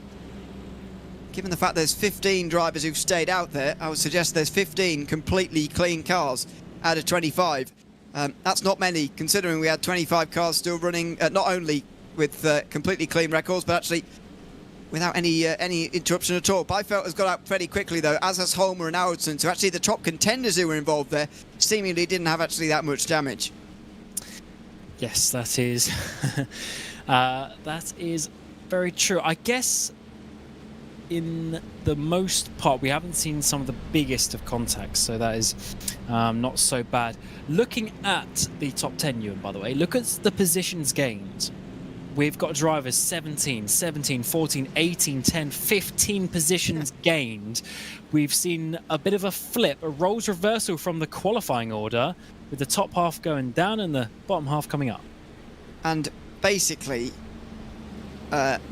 says that, you know, well, first of all, qualifying doesn't matter here, but, you know, I think most people realise that. I really do think the strategy of hanging around at the back for the first part of the race, especially if you're not worried about the championship points at the stage, I really think it is a good idea. I mean, how much did we speak about some of the guys like Hakan Schott, we've barely mentioned in this race. Robert Earling's now in the top 10, barely mentioned him. These are the drivers who are going to do well at the finish. Obviously, they need some things to go well for them, and things go their way late on here as well. But they could have a very good finish because of the first half of the race they've had basically hanging around at the back. Once you have a couple of those incidents and, you know, you've got, you know, at least a quarter of the field taken out here in terms of proper contention for this race win, then you can start to make your moves forward. Then it's a little bit less dangerous because there's less people around, and as I say, you can start to make your moves forward and it gets a bit easier. So, you know, I think it's a great strategy to stay at the back initially and then move forward. See how they go, though, because there's still a long way to go and still a lot that can go wrong. That is very true. So it's going to be lap 70 when we come to the green flag. So what's that going to be? 24 total green laps to the end. Everyone is, especially with this extra caution, it's going to be so easy on fuel to the end. Flat out racing it is going to be to try and get to the finish. I hope that everyone is seeing what has happened with caution followed by another caution, and they start taking it a little bit easier. That is what you'd hope, because this is a long-term race, a long-term track, to be honest. But you never know. One thing we have seen, though, is that we've been left with only 2 sim race speeding cars directly at the front. Of course, Oscar Moten on that second row in the white car. He is a sister teammate of the academy team, so I'm sure that's going to count as another car. But we don't have such a big bunch there directly with the likes of Holmer going down. So that could be an interesting one. Well, actually, I say that is moved a bit because Hakan Schott is rearranged, and he now actually has a push on the outside. So I say that actually, Sim Race Sweden in the end are probably going to be just about okay. Yeah, Hakan Schott, for whatever reason, didn't want to take the high side there for a moment.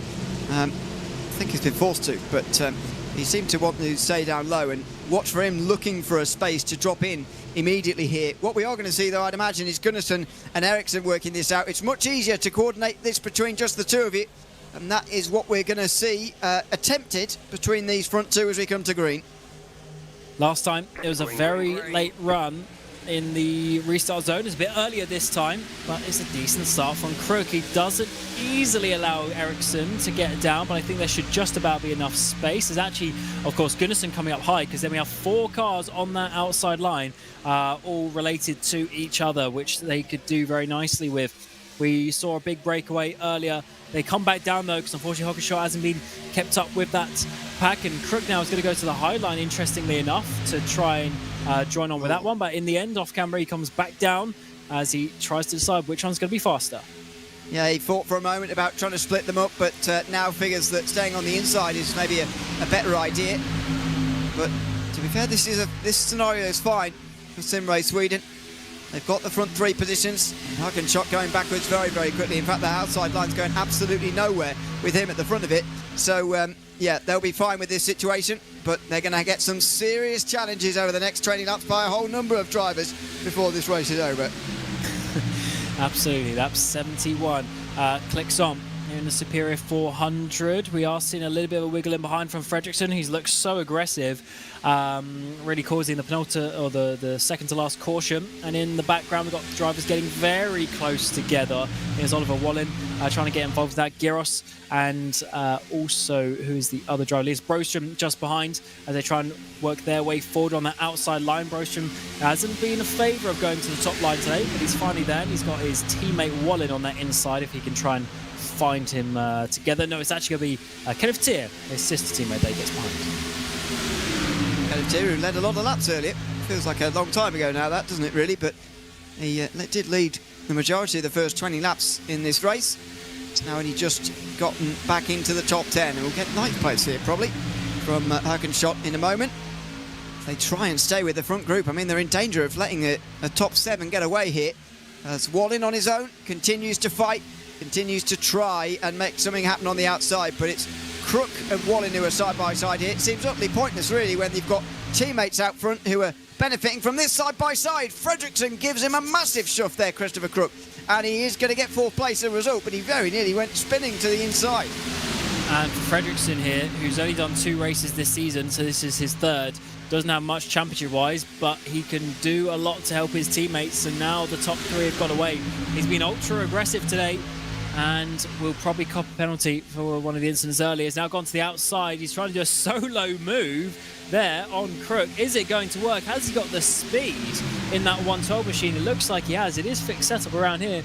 So it's nothing to do with team setups, but that is his speed. But unfortunately, he loses that going through 1 and 2. All he's done is he's allowed the Street Trends drivers to go through. Now it's going to be the Polski drivers who come through on the inside. He's left himself out on his own. This is very dangerous stuff from these guys. They cannot allow 3 teammates to get away like this, surely.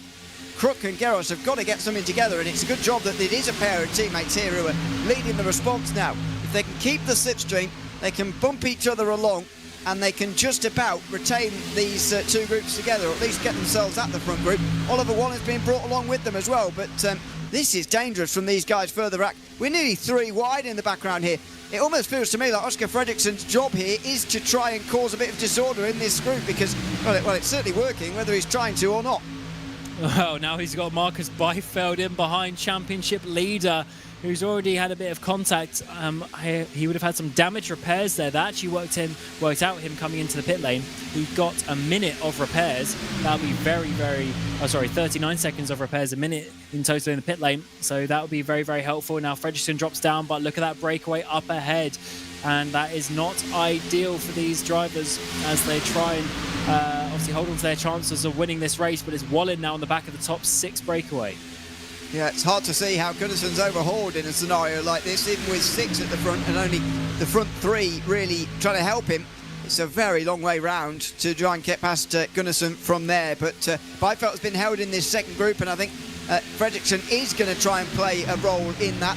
Beifeld, though, is one of the lucky ones from that previous crash, by the way. I don't know if you noticed further back on the lead lap, but Marcus Hagman repaired as much damage as he could. He can't stay with the group. His damage is too bad. Same for Skoglund and Forsberg, who are off the back here. They can't even hold the draft with the damage they've got. So Beifeld's rather gotten away with it there. He certainly has, as he's got to push on that 5 car. break on the outside line. 6 cars on the inside. Is a solid run there from Tier and Broström as they push Fredriksson up ahead. They're trying to keep ahead of Marcus Byfeld, who's worked his way back inside the top 10 just with that position, though Bjorn Broström is trying to go level with him side by side. Lap 75 we're on, and it is a splinter here that Fredriksson is holding up very nicely. Oh, slide from Kenneth Tier there as he's going across to block sort of Broström. Oh, now he's in the middle. And Byfeld is going to try and go around him as well, is he? Or is he going to accept him into the line here on the outside line? He's going to have to accept him. He thought about going to the outside there, I think, briefly, but now he's going to push him. So this is what's costing this group behind. And I mean, we can forget it now. There's 17 laps to go at the line. They're not going to catch that 6. They've got to try and stay out of trouble. For Byfeld, this is about staying out of trouble. Broström goes to the inside line. Kenneth Tier goes through the middle of Byfeld, tries to make it 3 wide. Oh dear, that's a big risk. And he eventually gets back in 2 wide before anybody can sneak in through the middle. Oh, I thought Kenneth Tier messed it up on the back straight because he half went down, then he stopped, and then that, obviously caught out Byfeld, but it's actually worked out because they've left Fredriksson on his outside, and now their sister team at Eracingligan has now come back in the background of that one as well, but Fredriksson just squeezes himself in behind Byfeld. Eracingligan has been here before, as we saw on the restart. Had to back out of that one. That's going to lose him a lot of momentum through 1 and 2. It is, but the slipstream should connect the group back up together again. Even despite that, well, it is a big gap. Are these 4 going to be able to break away now? I mean, they're not going to catch the leading 6, I wouldn't have thought, but they could get away from the others here. A big shove to Byfeld from Oscar Fredriksson, who I'm surprised didn't try and pull alongside Byfeld to pull the others back into contention. In the end, maybe he just need to do that.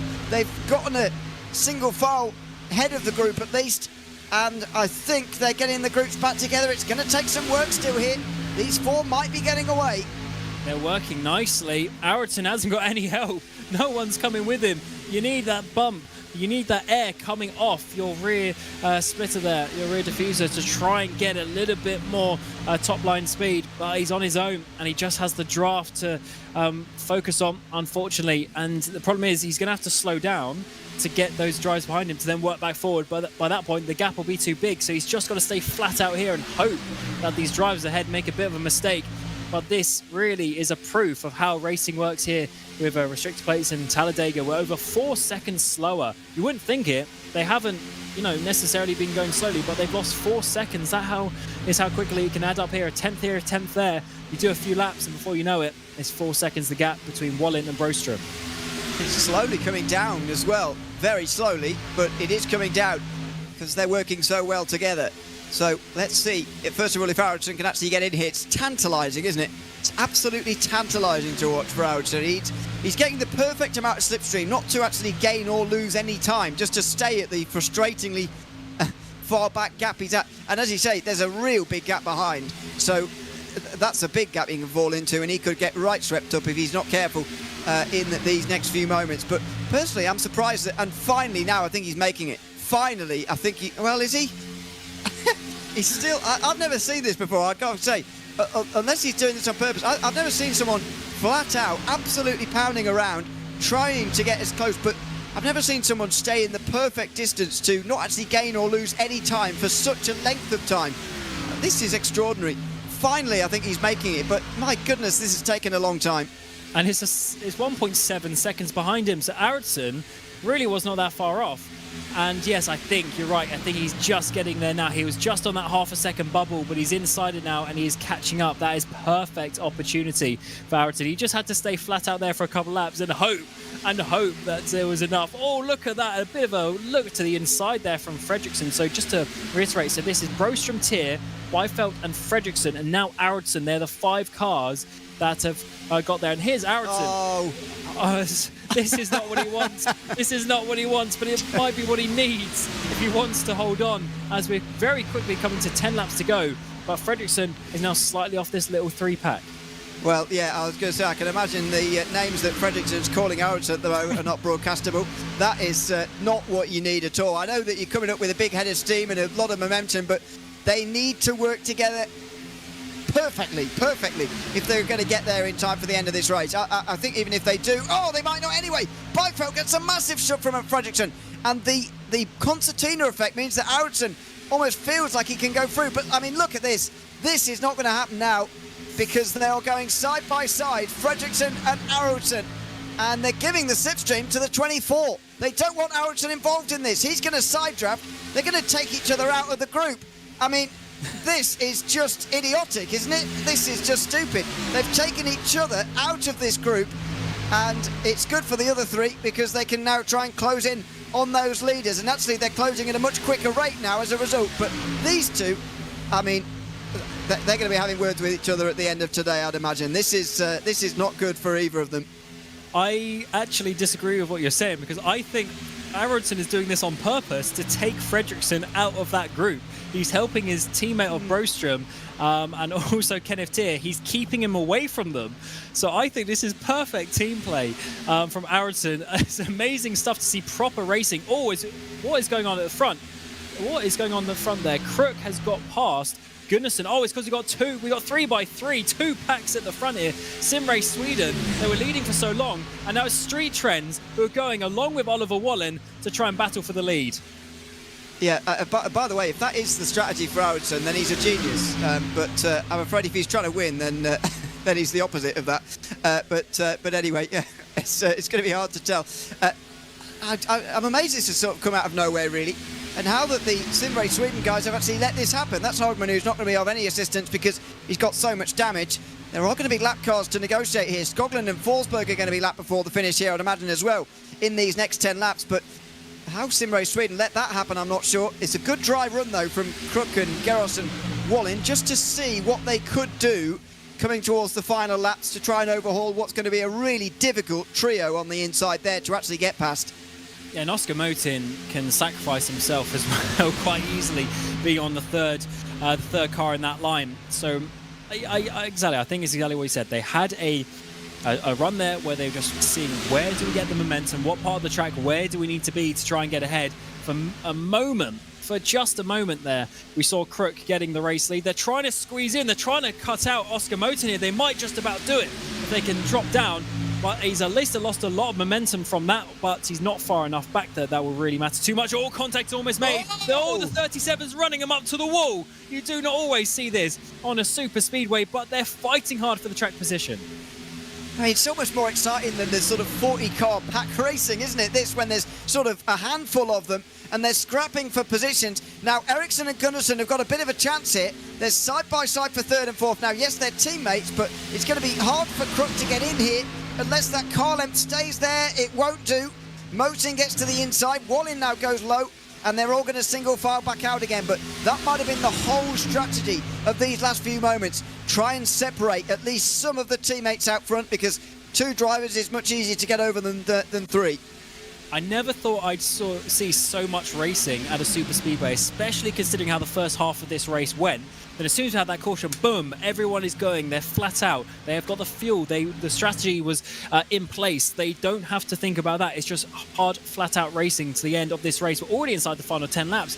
The last 20 or so since the previous caution has gone so quickly indeed. We're coming up to one of the back markers that shouldn't really get involved too much, as they will work their way on a single file train this time around. What we've also seen further back, by the way, is Aracingligan is kept ahead. Or actually, Fredriksson's gone. That's why. Fredriksson has gone back to P15. I wonder what happened there. It'd be interesting to see a replay of that, because I saw them battling. Aracingligan now has Bulka a Holmer, so that group that they were getting away from has reignited into them, and Fredriksson's got further back. Yeah, Aracingligan and Fredriksson have been reabsorbed, and it's sort of kicked off another. Well, maybe there is an incident to see. I thought they'd just Hogman's been reabsorbed. a lap down here. Oh, Hogman is a lap down. This is getting very dangerous. We got Joel Wallen on the inside. We got Bjorn Broström up into the wall there. That is not ideal at all. And those guys are now swapping around. So Fredriksson thought he might be in this group at one point. And now Fredriksson, by the way, is 8.5 seconds off the lead. Yeah, I mean, I thought his role earlier was to try and take as many points off Marcus Beifeld as possible, but he's not really doing that at the moment, and we do have trouble in that group.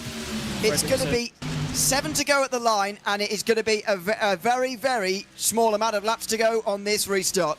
Yeah, it's going to be about 4 laps on the restart. Fredriksson was the one involved. How did this work? Let's have a look. So we got, so this is Aracingligan ahead. Oh, there's Joel Bohlin to his right-hand side. He tried to cut him off a bit late and just avoids Brosham. So, Bohlin had a huge run. Bohlin had a massive run. Oh, it's difficult to see from that angle. But, Yeah, of course, Fredriksson does move to the right. But Bohlin also... yeah, it's hard to see from the angle. They kind of then got caught and it made it worse. Is he moving? Yeah, is he moving to the right because he's doing that? Or is the contact... Well, the contact's obviously making it worse. He's already moving. He does move quite suddenly there before the contact, to be fair. Yeah, he moved a little bit. It's hard to tell. Yeah, he moved a little bit. And then there was that jink to the right, which was quite interesting. Fredriksson's going to definitely be seeing the stewards after the race. That is for sure.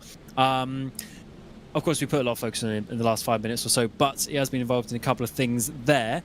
And will be regaining that position. It looks like he... is not, well, basically looked like he's not coming into the pit lane. That's because it's so long. We haven't got back round to that point, I guess. We'll have to see if there's any damage from that point. I'm not expecting anyone to pit, though.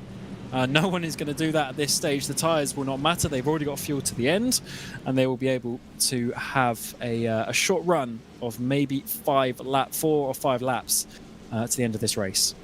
I thought when the safety car came out it would be 3, but maybe 4 will be correct. Either way, it's not going to be very many. And after that, we're going to require overtime or green-white checkers at the end of this race. 2 attempts if necessary, and if time allows, of course. A 1 hour 50-minute race, and the length of the cautions here means that maybe time wouldn't allow. But we have had quite a clean race so far, so maybe we would get them in. But anyway, hopefully we don't need them. Hopefully this restart will be the last one coming up in a few moments' time, because it has been a great race so far in terms of minimal incidents compared to what you can see here at Talladega, and good racing. I mean, I must admit, I do like these sort of groups of sort of handfuls of drivers rather than the full 20 all at once, because it's so much more tactical when there's so few of you. And, you know, it's proper racing, them chasing each other across the road, and yes, it has caused incidents eventually, but I think they're a lot more fun to watch, these smaller groups. Oh, I agreed. It's also because of the desperation of staying in that pack. Because we've seen as soon as you battle, say there's 5 cars, if the back 2 fight, even just for half a lap, you might be out of the slipstream. And that is a problem around here. You know, we're so restricted because of the less power. We're so restricted. We're not able to just push through. You need that slipstream. You need the draft to get the lap time around here. And it causes big problems. I mean, we're seeing the best times for a lot of these drivers, a 50.9, 50.8 or so. Early on in the race, we're even down to the 52s. When we had the big pack and no one was trying, we're in the 52s. No one was on the throttle at that point. But now we are flat out and you're on the limit. So you can't go above that. Therefore, anything below is just you losing time. Yeah, and you know, as you say, so fascinating to watch the smaller groups and the way that these cars work in the draft and whatever. But it is going to be a more traditional finish to one of these races, I fear. It's going to be only a few laps. It's going to be a big group, and it's going to be a big fight to the end. I do wonder what the likes of Christopher Gerros would have learnt from those moments in that front group before, and whether he can still employ anything that they learnt on that little sort of exploratory mission, I guess you can call it, trying to get past some of the Sim Race Sweden drivers.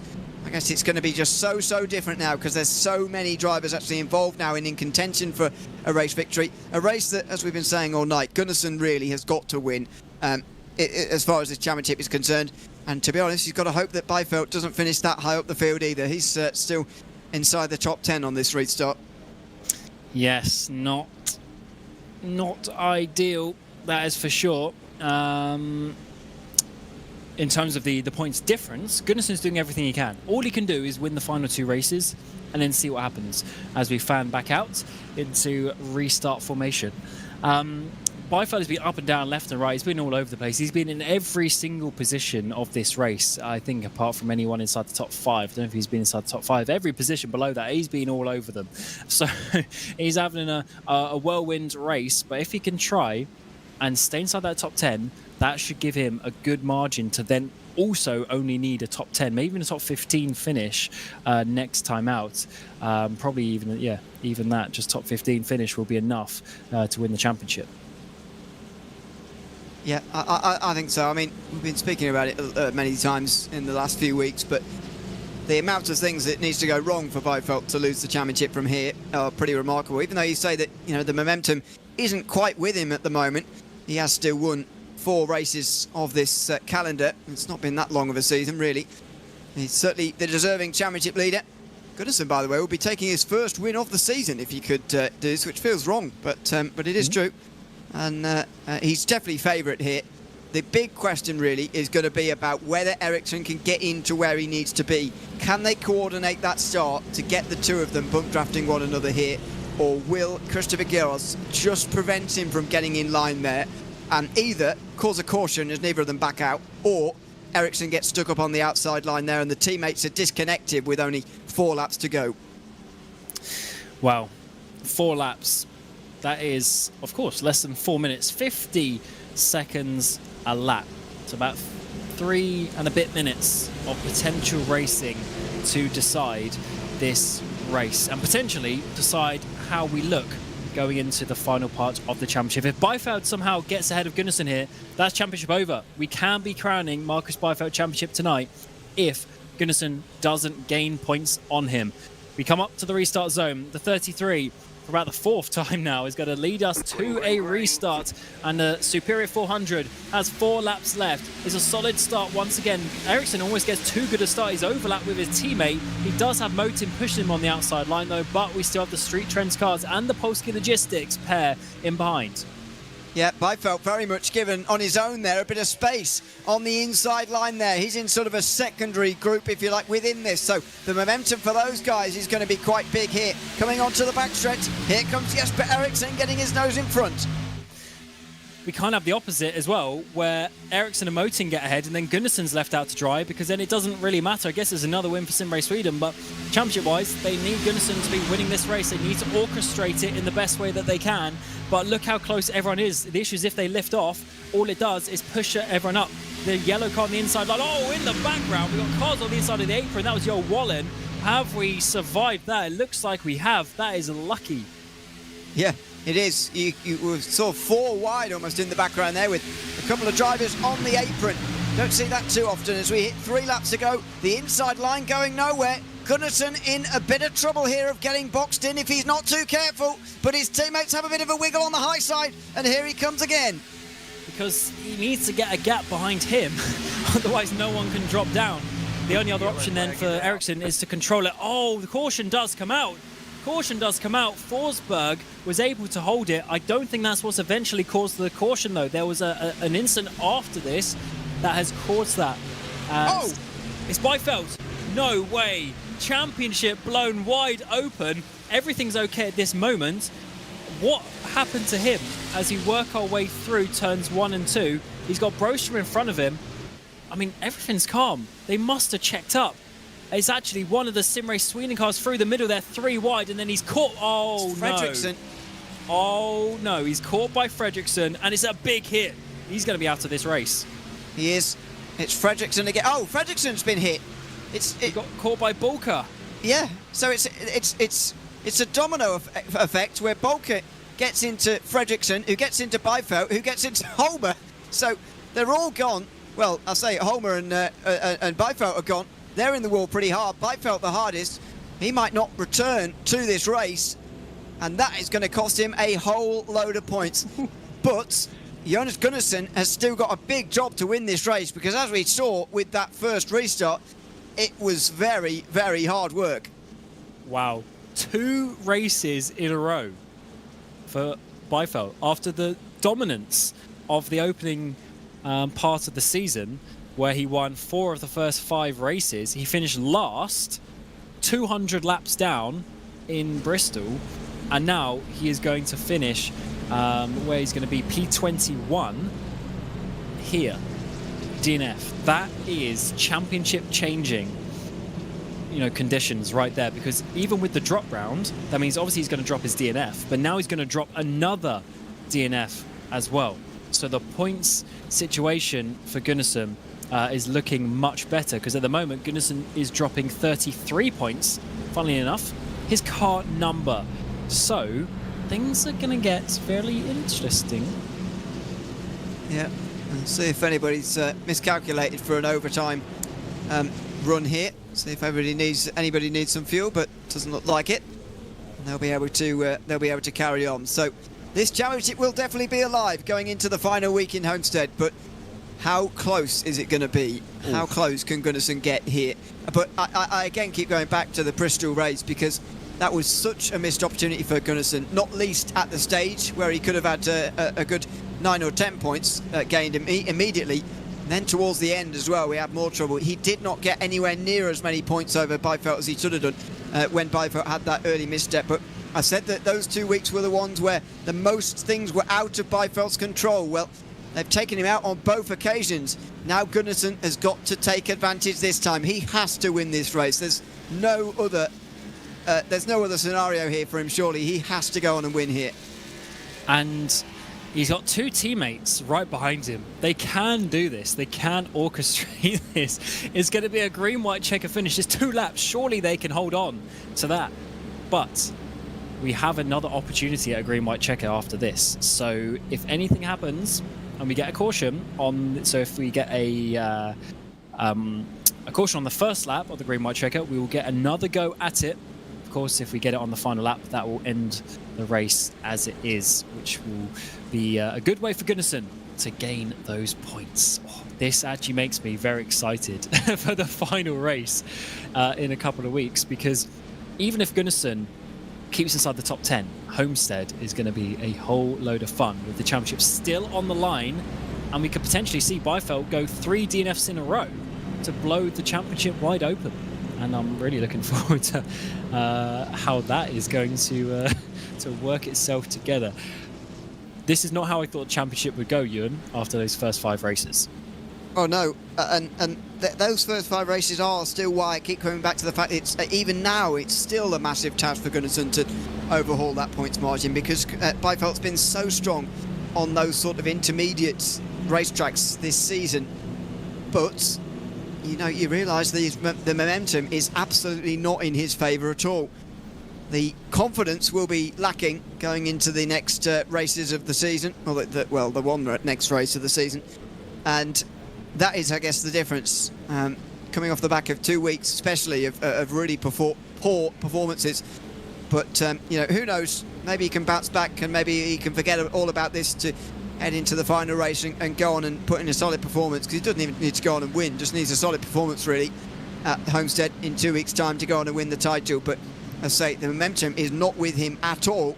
It is all with Gunnarsson, and that's what's changed here. That's what's giving him a glimmer of hope. But he's got to go on and win from here to really have that possibility, I think, of keeping, well, I'd say even keeping it alive, really, realistically alive going into that final race. Wow. I sometimes am not always a fan of a green-white checker format, depending on how the race has gone. But for today, and for the the championship permutations, this could be quite something for the 33 to hold on. And he's got half a lap to go to wait until we get back to the green flag. He's lined up. He has Jesper Eriksson alongside him. He's got Motin, his sister teammate, directly behind him. And then he's got Christopher Giros and Christopher Crook there. And to be honest, Street Trends, if they play this right, they could also sneak a win. But then look at all those Polski Logistics cars in behind. Bohlin, Aronson, Broström, Kenneth Tier there. 4 cars. They've even got Bulka there on that inside line. They've got a 5-car push coming to the end here. So there's a lot of teams having their cars side by side. It's going to be a fascinating restart. I'm not 100% confident, to be honest, we're going to get to the white flag, to be honest. But let's hope that we do. Everybody knows there's another attempt if there is another caution here. So a little bit concerned about that. But let's see. Gunnarsson has got a huge restart to come here. And Eriksson, a huge job, a huge role to play in this as well, as they come into the tribal. And Gunnarsson will have, well, he will hope, one last restart to execute here. Superior 400 comes to a green-white checkup. The 33 needs to win this race. Marcus Beifeld, DNF, and we get back to the green flag. He's got 2 teammates behind him. This is a much better start from Sim Race Sweden, as they can orchestrate having 3 cars in a line, I'm sure, but it depends which order they want that to be in. The 33 surely is their priority right now. Ericsson needs to hold up this outside line, though. I think that's why he's staying there, as Gunnarsson does go up to get the push. Motin might be the guinea pig here, as he's going to have to sit there and hold up the line. Remember, it's still going to be a lap to go when we get to the green flag. He's lost the control of that outside line, though, and here comes Christopher Geros. The momentum for Geros is massive. He could even go to the inside. He goes to the outside and trouble. Oh my goodness. We're going to need another attempt here, surely. Now the caution comes out. It's chaos behind. Gunnarsson's lost his teammates, although Oscar Fredriksson's got to second, and Geros has got a meatball. So many of the big contenders who had a massive run there are gone, as they all fought for the same space coming into turn 3. We will need another attempt. Gunnarsson will be relieved about that, because I think he was going to be completely overhauled there before that caution came out. I'm trying to work out what would have been the best way or not, because if Ericsson had stayed on that line, he would have controlled the push. If he stayed there on that right-hand side, he would control the push. But instead, the 33 had to go. But then, if the 33 got lost, you know, and the second line went further back, then he was never going to win the race. So I understand why they did that, although it has sacrificed this time around. Gunnarsson is leading, but he's lost a couple of his teammates. As you say, though, Fredriksson has been able to work his way up there. It's chaos in behind. So many other drivers. I mean, I'm not going to try and list them. It's pretty much every other driver having some contact of some sort. Yeah, there was a lot of contact going on a little bit further behind. Now, I'm not sure how much time we've got remaining here, because these cautions take a very long time, and I wonder whether we're going to get to the line in time to start again. And if we do, are we going to only have 1 lap because of the time? Is it going to be, are they going to execute a green-white checker anyway? No, you do need the time supersedes the overtime in iRacing. So if the timer is going to run out, then that will be the determining factor. Here is another look at the incident on board with Kenneth Tier, who really didn't have much of a clue what was happening until about now. And then what do? Skips through the middle, and unfortunately for him, he was doing a rather good job until that on the outside very nearly collected him. He gets away with it though, and he will restart from the top 10. But yes, are we going to get a restart here? Do we have the time remaining to actually get this race back underway? Wow. Well, firstly on Tier there, he went in the middle of a 3 wide, which first of all I thought that is, you know, suicidal, but he was able to actually make that one work. We are close on about 5 minutes, I believe, on the timer. We are going to need 2 minutes once we go back to green flag, and we need another 2 laps. So let's see how close this one gets. Here's Fredriksson. He sees the car go off. He actually lifts off, and well, parting of the seas. Like Moses, he goes through the middle. He has been a bit Moses-like today, hasn't he, Fredriksson? He's been fortunate on a couple of occasions, but he has. The caution came out before he gained the last couple of those places, so he's dropped behind. Now, 4 minutes. Whoa. I think we're going to get 1 lap. I don't think we're going to get both. I think we're going to get 1 lap, but even that's going to be close. Yeah, so it's about 2 minutes, or just over 2 minutes for the lap. We have, the lights are on, so we have half a lap plus a lap, so that's about 3 minutes. But so we're not going to have enough time to do 2, yeah. Sorry, even if we get to the line and you know, if you're worried about the race actually not restarting at all under green, even if the timer hits 0, iRacing will get confused because our average lap time is being faster than this. It will think there is more time than there is. I don't know how to explain that any better. I know that's not a very good explanation, but there will be at least 1 lap here, even if the timer hits 0 when we're coming back to the green, I believe. Well, we had this in North Wilkesboro a couple of years ago, where we got a weird 1 lap finish at the end, and I think it was Linus Broström was able to hold on that day. And now he's in 2nd place. I would not have said, with how this race has gone, that Linus Broström would be on the podium, but maybe we will be talking to him in 3.5 minutes' time. at the end of this race. What a crazy Superior 400. And the fact that we're getting to the time limit, in some ways the race hasn't felt that long. The racing has gone, but as you say, it's these cautions because it's over 2.5 miles for this track that it just takes so long with the pace truck. Yeah, it does. It's the downside really of super speedway racing, especially when there's a lot of cautions that you do have a lot of waiting time before you can get back green flag racing again. But thankfully it is exciting once you go back green again. And so 2 minutes 16 is a pace lap. We cross the line there with about 2 minutes 40 left. It is indeed going to be 1 lap to go, but let's hope iRacing doesn't get confused and throws the white flag along with the green flag here. If it doesn't, then all hell's going to break loose, not least in this commentary box, as we try and work out when the last lap actually is. It should be just a 1 lap green flag run to the end, but let's see. We've seen stranger things happen. Exactly. Bear with us as we try and work out what the timing is going to tell us in terms of the colour of the flag, and the all-important checkered flag is the one that they are looking for. Gunnarsson, he's led for so long. He's had the tension there, needing to win this race. Byfeld out of this race. What an opportunity.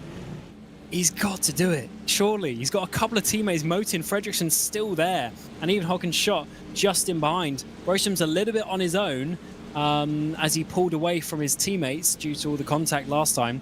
We have 17 cars here in this pack out of the 25, which, to be honest, out of an almost 2-hour race with some cautions isn't actually too bad. But it is it's going to be a tough one for 33. He's really lucky, though, that he's got a teammate directly behind him.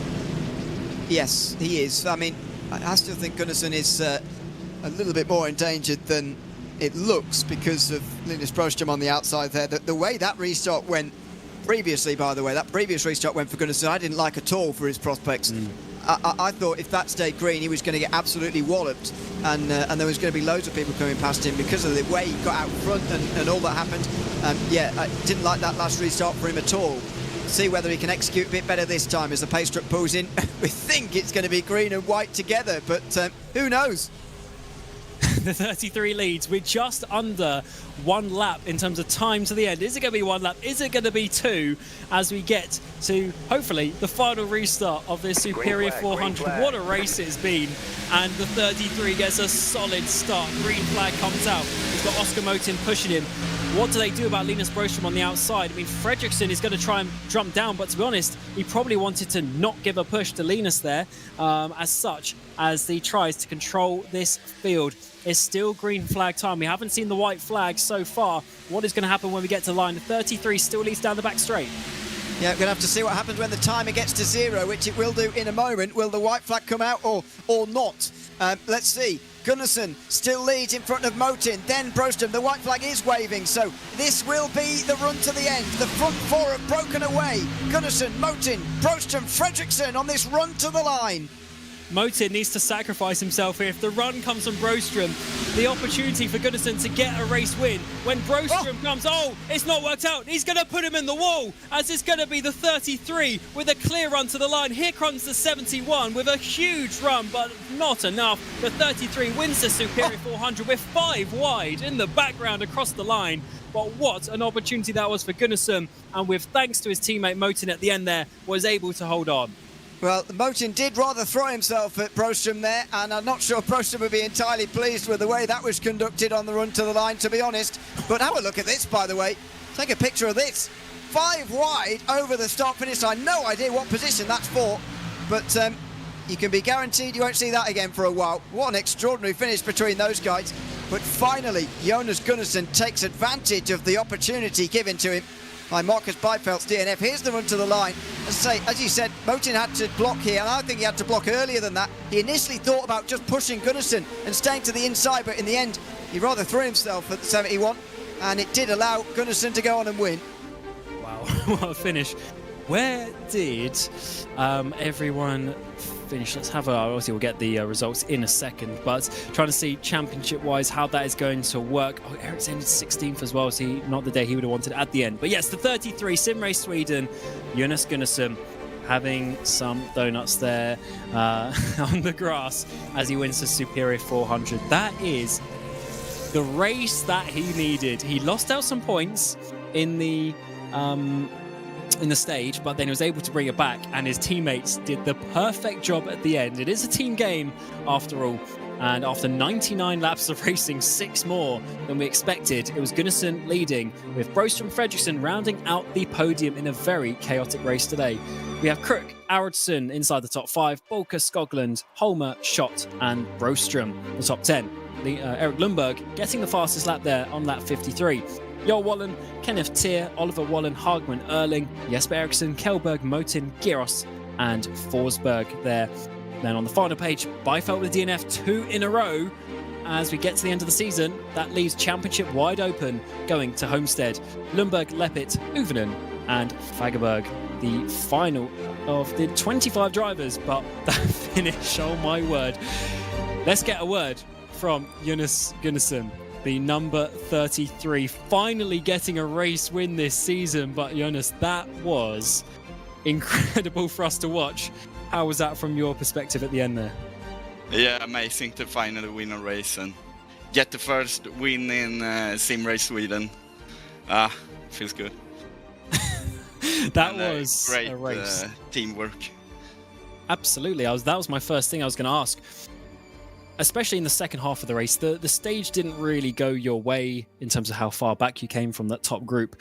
But in the second half, you worked together so well as a team. And obviously, we had a couple of incidents here and there. You know, Holmer got put back, and then Ericsson got put back, and then at the end, Motin was holding off Broström for you. I'm sure you're all in a chat, but what was your plan coming into this race? Was your only focus on keeping you within the point score of Byfeld? Yeah, it was. When I saw him was, I think P10 or P9. He was P10 the lap before the stage. I told the guys, like, come on, push. It doesn't matter who gets the points as long as he doesn't get them. So I think he didn't get any stage points and I got 2. So that was good. And then I want to lead a lap. And after that, I want to lead as many laps as I could. And after that, it was like, just focus on the race win. Yeah, it's going to be a nice points haul for you. And now the championship is still possibility in Homestead. I don't know exactly what the points are going to be just now. We need to see how it's going to work out. But you're still in with a shout. Byfeld's DNF 2 in a row now. So are you looking forward to it? How much do you like Homestead? Yeah, I like it very much. Last time I drove there, I had a bad tactic for the race. So hopefully I'll do it better this time. Yes, it was amazing to watch, and well done for surviving the green-white checker at the end there. So congratulations, and we'll see you in a couple of weeks for the championship decider. Well done. Yeah, thank you. And now we will bring in Linus Broström, the number 71. Linus, that was a crazy finish at the end. It was second, but with about 10 laps to go there. I didn't think we'd be speaking to you. It was a bit of a tricky day, the first half of the race there. Yeah, I mean, started very, very clean. I don't even know what happened in qualifying, so I'm not even gonna try to talk about that. But from there on, it's just trying to get to the stage, and we were gonna pit early, but then Sim Race Sweden did it, so we stayed out for a bit, and thankfully we got ahead of them, got some stage points, and then.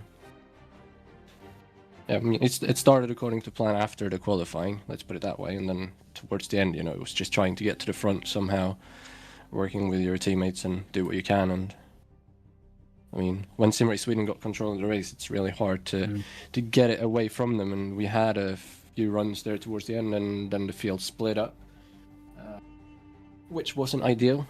And then we got another caution, which brought us back there with like 4 laps to go, and we had a plan. Something happened, I've not seen it yet, and then I ended up in the grass. It was like P20, but somehow got put back into P2 for the restart. Not sure why that happened. And then on the final restart, I'm alone against 3 Sim Race Sweden cars, so to come out in second place, I mean, that shouldn't even be possible, but somehow it was. I'm not sure what happened there. Going into the trioval, I went outside of Skelmontin to side draft him to try and pass him, bumped him into Gunnarsson, and then he came up a bit. I'm not sure. I mean, it's racing, it's coming to the finish. Comes up a little bit to block, I think. I'm not sure, but still, second place after being in the grass in a green-white checkered. Can't complain about that. Yes, certainly. It was a good finish for you at the end. The stewards will be very busy. I can tell you that for sure. Before we get into it, there was a lot of incidents there. But yes, of course, Bristol last week was quite crazy as well. So, yeah, that'll be a fun one for you. But anyway, Linus, we congratulate you on today, and we will see you in Homestead in a couple of weeks. Thank you, guys. Take care. And then lastly, we will bring in probably the most talked about driver this race, Oscar Fredriksson, the 112 machine there for Sim Race Sweden. Oscar, that was a crazy, crazy race for you. You were up, you were down, you were involved in a few cautions there, a few wrecks. How was that from your point of view? Yeah, that was eventful. Started last after missing, started qualifying too late. Didn't cross the line in time. And then, yeah, up to the front, back to the back. And yeah, eventually ended up there. Right. Exactly. It was a crazy race. I mean, you were you had a race with every single car that you passed. there was never a time where you were being calm and saving fuel or anything like that, it seemed. Was that your intention? Was that your plan for the race, just to go out there, try and help some teammates? I know you're not really in for the championship because you've only done 3 or 4 races this season, but what was your plan for this race? Yeah, I just want to get to the front to my teammates. They did a good job staying up there the entire race, so I worked my way up there and then fell to the back, and I was just determined to find the gaps I could to go up there again. So didn't really bother with fuel saving or finding other trains to run in. So yeah, absolutely. I'm sure the stewards will be having a look at a few of the incidents. Was there any sort of particular incident that you remember that you can describe from your point of view? No, there were so many I don't remember all of them.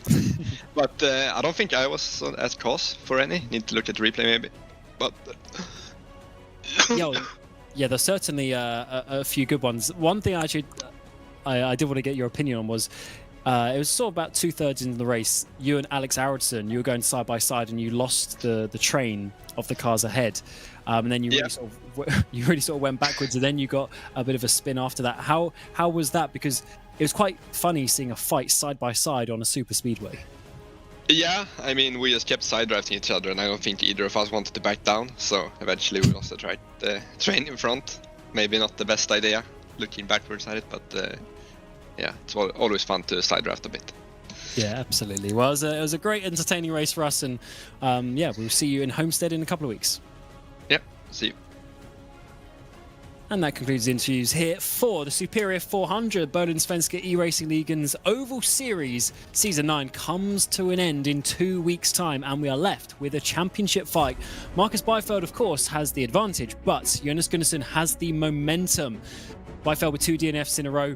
Gunnarsson now with his first race victory, and he's going to be within touching distance as we get to the season finale at Homestead in 2 weeks' time, May the 7th. Come join us. It is going to be a whole load of fun. But don't forget, as well, of course, we have the road course series finale at Suzuka next week. So next week, the road course finale at Suzuka. A week after that will be the finale of the ovals in Homestead. It's going to be a whole load of fun. It's been myself, Cam Roger, Ewan O'Leary alongside me, and Hugo Louise on the production of this RaceSpotTV broadcast. And until next time, we wish you a very warm goodbye.